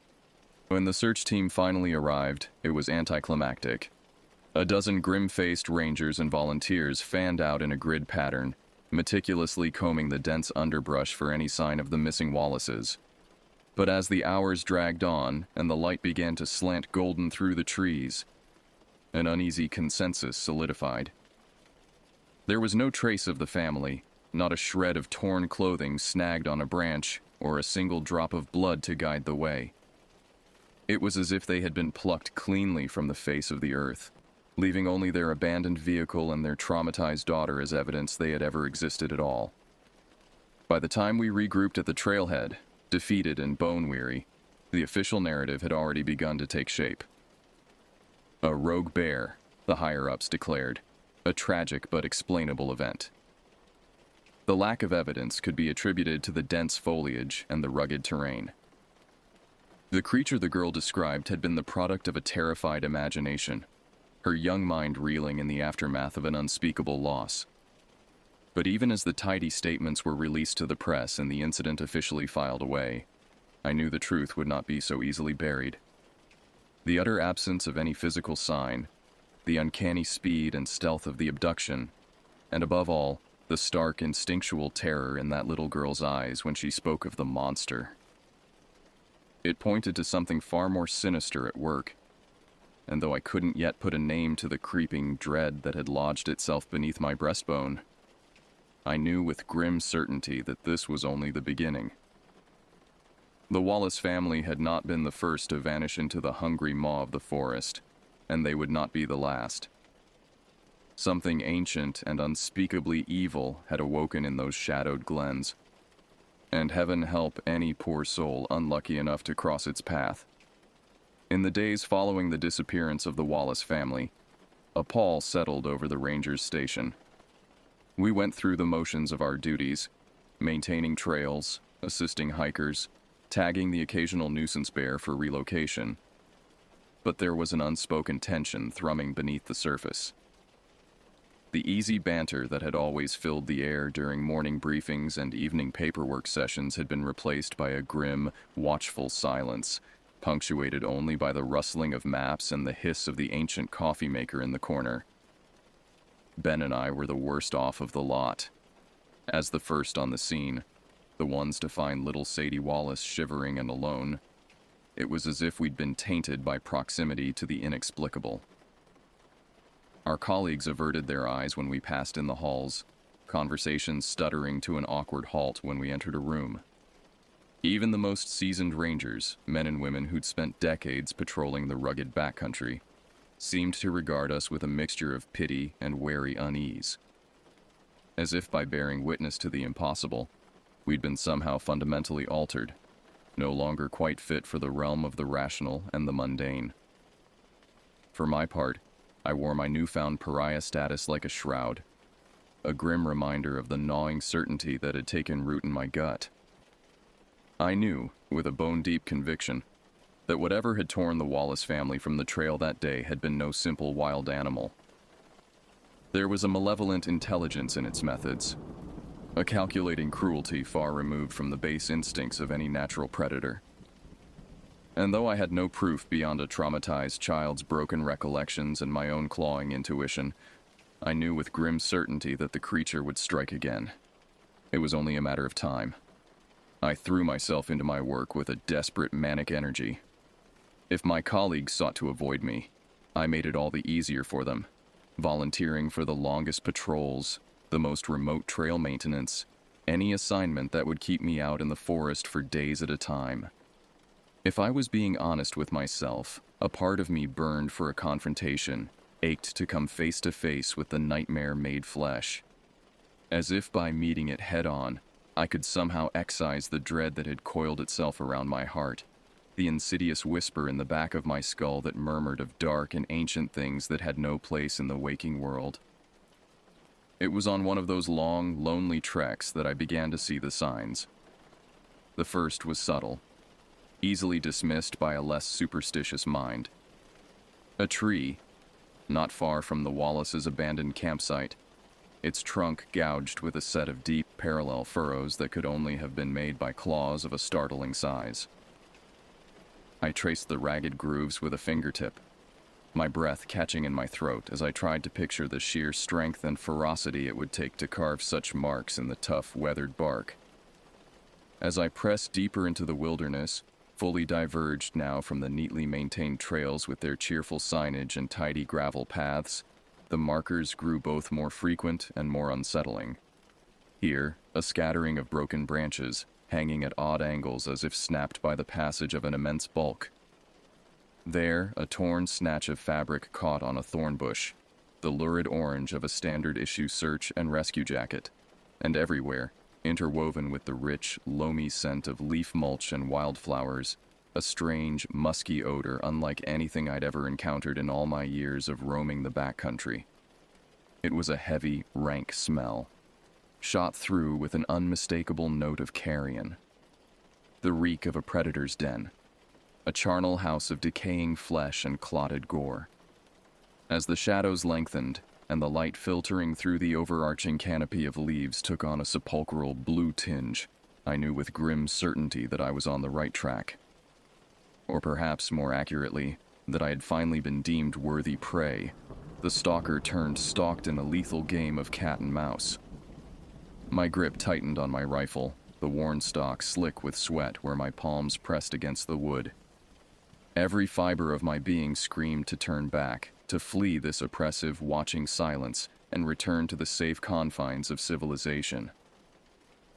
But I had come too far now, seen too much to ever know true peace again. Whatever awaited me in the gathering dark, I would meet it head-on, and damn the consequences. Night fell with a swiftness that felt almost imperative, as if the forest itself was abetting the creature in its hunt.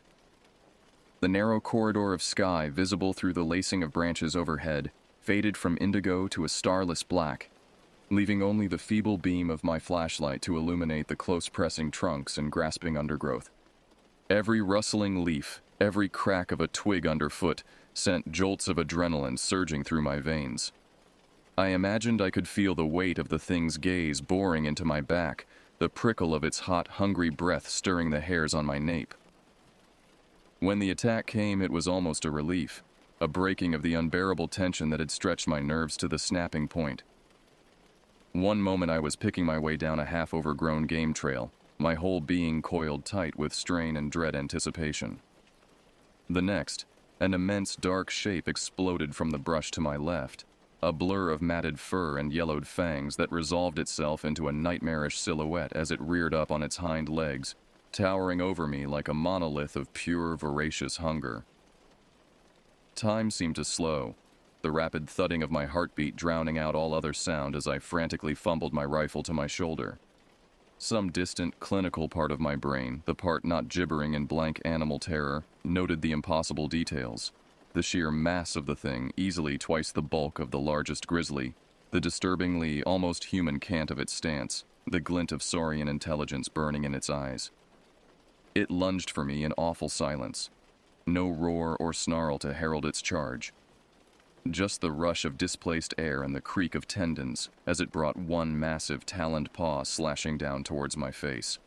I fired on pure instinct, the shot cracking out with an ear-shattering report that seemed to hang in the air long after the echoes faded. The creature staggered, black ichor spraying from a wound in its chest, but it didn't fall. Instead, it swatted the rifle from my hands with a contemptuous flick of its wrist, sending the weapon pinwheeling off into the darkness. I had a dazed instant to register the splintering crunch as the stock shattered against a trunk somewhere in the gloom, and then the thing was on me, its bulk bearing me to the ground in a crush of dead leaves and snapping vegetation. I fought with the desperate strength of a damned soul, flailing and bucking, my fists connecting with a dense layer of matted fur and ropey muscle that felt more like punching a sheer rock face. Hot, fetid breath gusted against my face as the creature's jaws gaped wide, strings of reeking saliva dripping onto my cheeks and neck. I had a brief vertiginous glimpse straight down the black gullet of its throat, and then pain exploded through my body as its teeth closed on my shoulder, slowly worrying the flesh like a dog with a bone. I must have screamed then, a high animal shriek of agony, but I couldn't hear it over the roaring static that had swallowed my senses. Dimly, through the red fog hazing my vision, I was aware of reaching for my belt, numb fingers scrabbling at the hard plastic sheath of my hunting knife. The creature shook me like a rag doll, its growl a low, leisurely rumble as it savored my futile struggles. My groping hand closed around the knife's hilt, and with a final desperate surge of effort, I ripped the blade free and plunged it hilt deep into the corded bulk of the thing's neck. The effect was instantaneous. The creature released its grip on my ravaged shoulder, rearing back with a basso howl of rage and pain. I felt the knife wrench free of my grasp, still lodged in the thing's flesh as it staggered upright, black blood sheeting from the wound. For an eternal, horrifying second, I was certain it would lunge for me again, finish the job of tearing me to bloody, twit. Staggering to my feet, I clutched at my mangled shoulder, hot blood seeping between my fingers as I backed away from the wounded monstrosity before me. The creature hunched forward, one gnarled paw scrabbling at the knife embedded in its neck, a guttural snarl bubbling from its throat. But even in its pain-racked throes, I could detect a malevolent calculation in the way it tracked my movements, those soulless yellow eyes boring into mine with an almost contemptuous hunger. It knew, as I did, that my desperate blow had only bought me a brief reprieve. In my weakened, wounded state, I stood no chance against the relentless predator should it choose to continue its pursuit. Breath coming in ragged gasps, I cast about wildly for a means of escape. Some miraculous path to salvation amidst the close-pressing trees and tangled undergrowth. My rifle was lost, claimed by the forest, and even if I had it, I harbored no illusions that mere bullets would halt the creature's relentless advance. Any second, I expected to feel the devastating swipe of those scythe-like claws across my back, to hear the crunch of fangs piercing my spine in a welter of gore. But as the thudding of my heart marked out the passing seconds, and the fatal blow never came, a dull flicker of realization pierced the fog of my pain-addled mind. The creature hadn't moved. It remained crouched in a pool of its own foul ichor, muscles bunched and quivering, but held in check by some invisible tether. As I watched, hardly daring to breathe, it raised its head and loosed a deafening howl into the night sky, the sound reverberating through the forest like the tolling of a funeral bell. And in that moment, as that otherworldly keening set my teeth on edge and raised the hairs on my arms, I understood. The thing wasn't merely wounded, it was calling for backup. Heedless now of the stabbing agony radiating from my savaged shoulder, I fled, crashing through the clawing branches and snagging vines in a blind, stumbling rush. Behind me, the creature's howls rose in pitch and fervor, a chilling descant that seemed to come from all around, as if the very trees themselves had joined its chorus. Under the music of my ragged breathing and the thrashing of my passage, I fancied I could hear other sounds, the drum of heavy paw falls, the eager huffing of pursuit. The forest blurred around me, my world narrowing to a smear of shadow and twisted trunks, the fickle beam of my flashlight swinging wildly as I ran. Time lost all meaning in that headlong flight, minutes stretching into an eternity of gasping breaths and burning muscles. The roar of my pulse in my ears nearly drowned out the unnatural silence that had swallowed the wood, the conspicuous absence of night birds and insects, as if every living creature had fled before the onslaught of the unnatural. Just as my strength began to falter, my knees threatening to buckle beneath me from sheer exhaustion and loss of blood, the trees abruptly opened up ahead, the anemic light of a waning moon spilling into the clearing to illuminate the silhouette of a small ramshackle structure. The ranger outpost. In my panic, operating on pure animal instinct, my battered body had delivered me to the closest thing these woods could offer to sanctuary. Nearly weeping with relief, I half ran, half fell through the sagging doorway, barring the weathered timber behind me with trembling arms that barely seemed able to lift their own weight. Wedging a rickety chair beneath the knob for good measure, I sank to the dusty floorboards, breath coming in great, shuddering gulps. Ensconced in the comparative safety of those four walls, no matter how meager their protection, the full weight of the horror I'd just witnessed came crashing over me in a nauseating wave. The creature, that lumbering nightmare of fangs and matted fur, had been no accident of nature. No quirk of genetics or spontaneous mutation could account for the malign, calculating intelligence that had blazed in those hellish yellow eyes. No earthly beast could have shrugged off a rifle shot and a 10-inch blade buried to the hilt like mere annoyances. No, the thing that had stalked me through the shadowed glens, that even now prowled the night-shrouded forest beyond these walls, was a wholly unnatural entity. An abomination that walked in blasphemous defiance of every natural law. With shaking hands, I peeled aside the shredded remnants of my shirt to examine the ruin of my shoulder. The wounds were deep and ragged, puckered flesh gleaming obscenely in the guttering flare of the backup generator's emergency lights. Already, I could feel the insidious burn of infection setting in, the skin around the gouges flushed an angry, unhealthy red. I needed medical attention, and I needed it soon.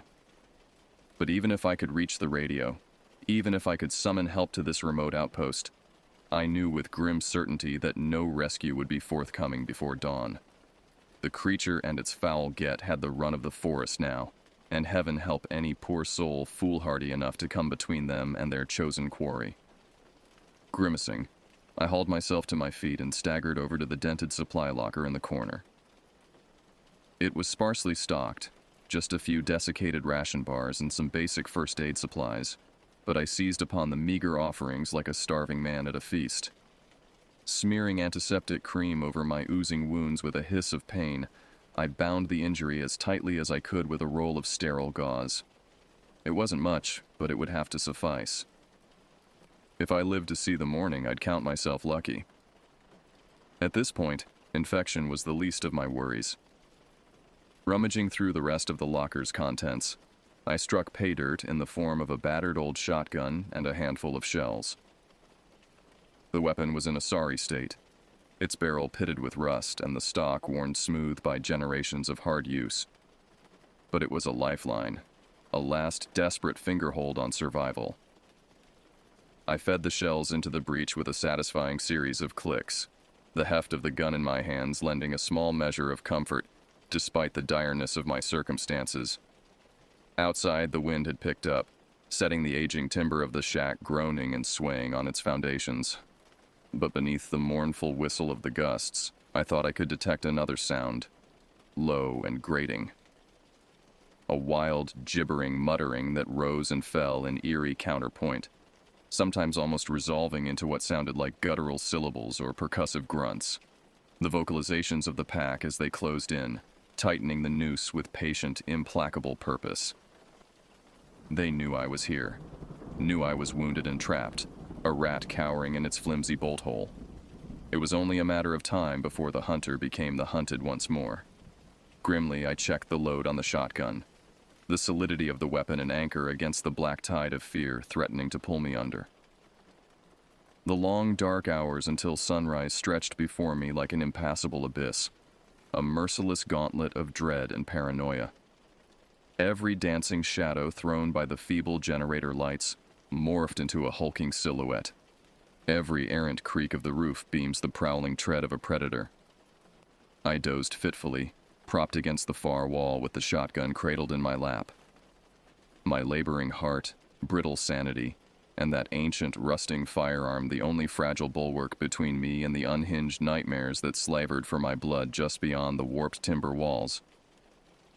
I caught my first glimpse of the rising sun through a knothole in the weathered planking, its watery light staining the floorboards a weak, washed-out gray. My first instinct was disbelief, a knee-jerk rejection that I'd made it through that eternal night with my life and faculties intact. The hours leading up to that anemic dawn were little more than a strobe-lit fever dream in my memory, a broken montage of pain and creeping horrors barely held at bay by the dying sputter of the generator and the cold comfort of a loaded gun. Wincing, I levered myself to my feet, my abused muscles screaming in protest after a night spent huddled on the unyielding boards. My shoulder throbbed mercilessly beneath its swaddling of gauze, the flesh hot and swollen even through the numbing fog of adrenaline and endorphins. Infection had well and truly set in, my body succumbing to the onslaught of whatever foul bacteria had lurked in the creature's maw. If I didn't get real medical attention soon, and a boatload of antibiotics, I'd be facing down more than just external monsters. But remarkably, blessedly, I had survived the night. The gibbering and rustling outside the shack had gradually tapered off with the first signs of approaching light, the unnatural muttering replaced by the hesitant chirping of waking birds. The thing, whatever the hell it was, seemed disinclined to hunt by day. I wasn't naive enough to think it had given up, slunk off to whatever primordial den had disgorged it. But the rising sun had granted me a precious reprieve, a window of opportunity to limp my way back to the false security of civilization.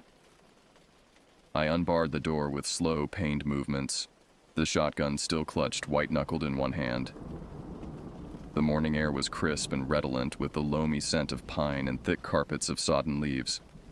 To my bruised and grateful eyes, the forest looked almost ordinary in the light of day, dappled in gold and shadow, rife with the flitting of small songbirds.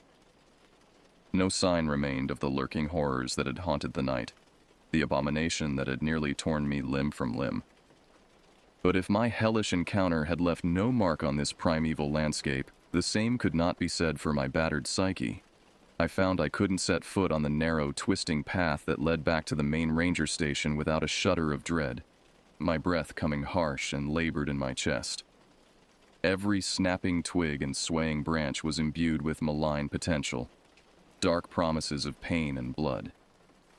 The once comforting cathedral hush of the deep woods now felt pregnant with dread, watchful and ominous.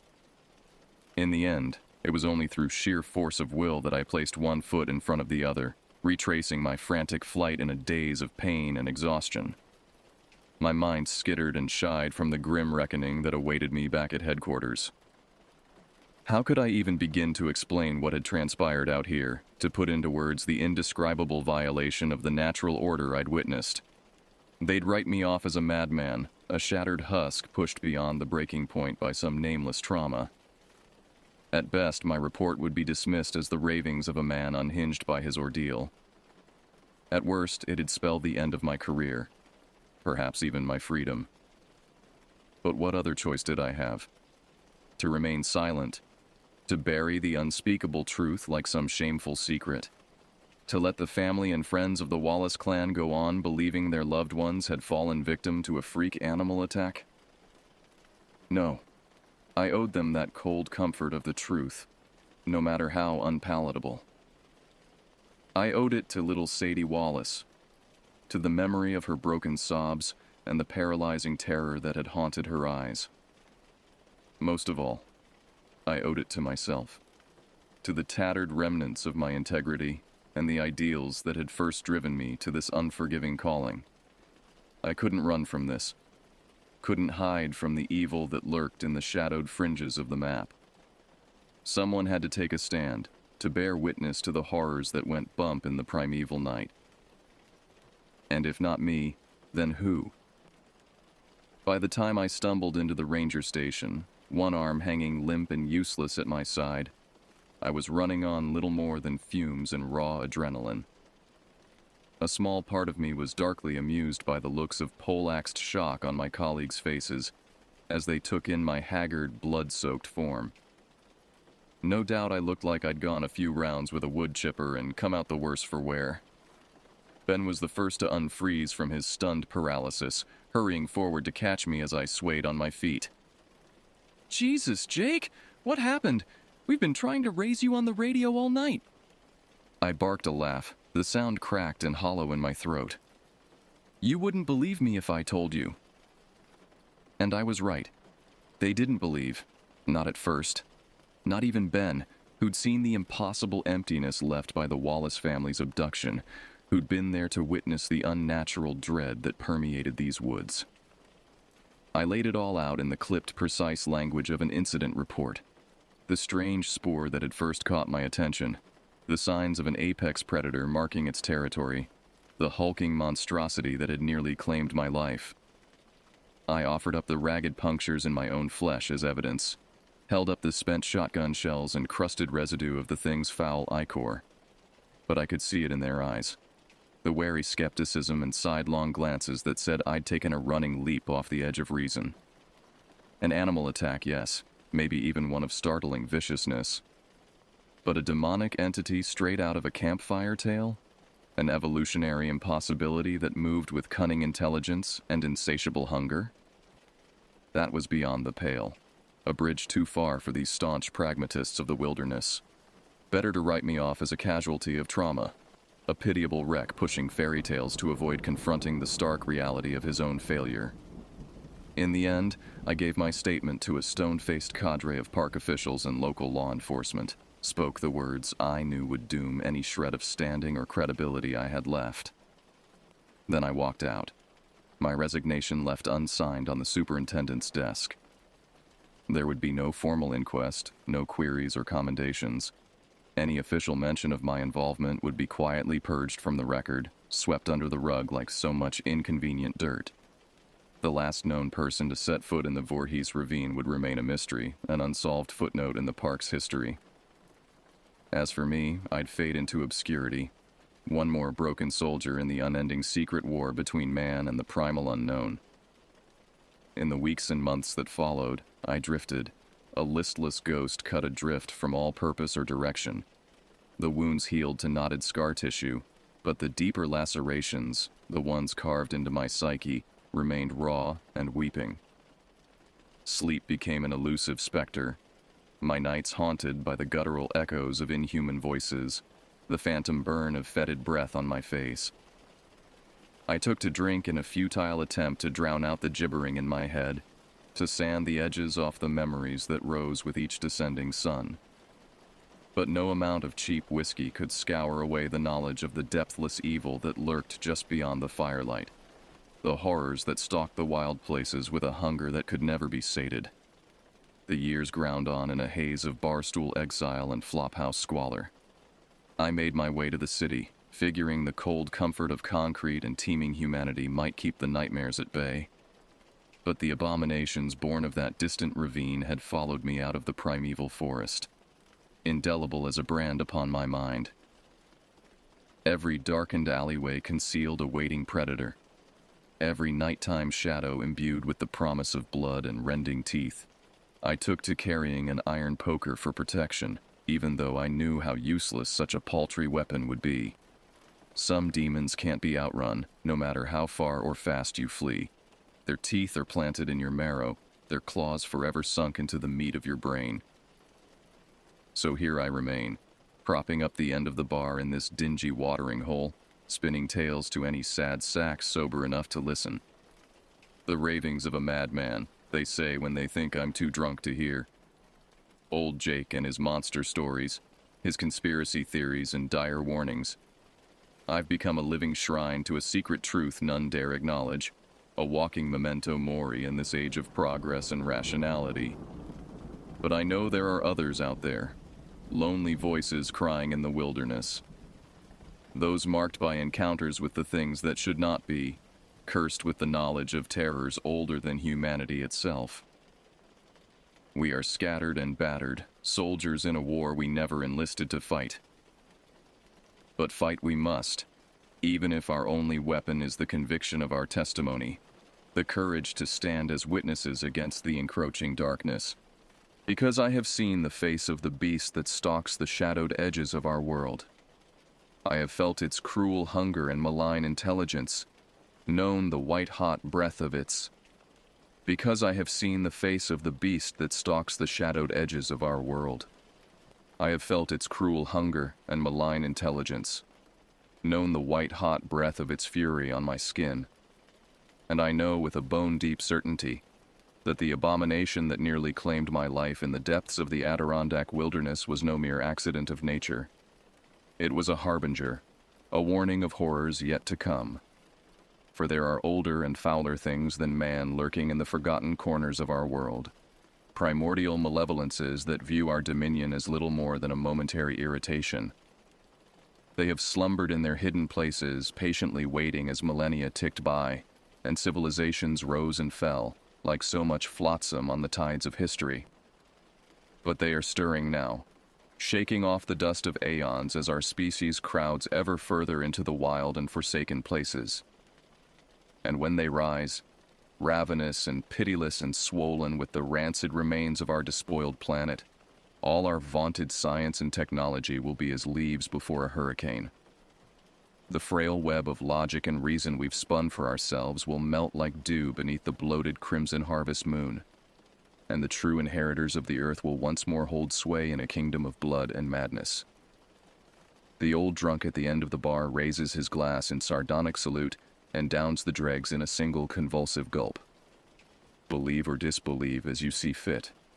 Take the ramblings of a shattered old man for what you will, but never forget, even for an instant, how precarious our dominion over this earth truly is. For the wild still has teeth, and the deep dark places will always hunger for our demise.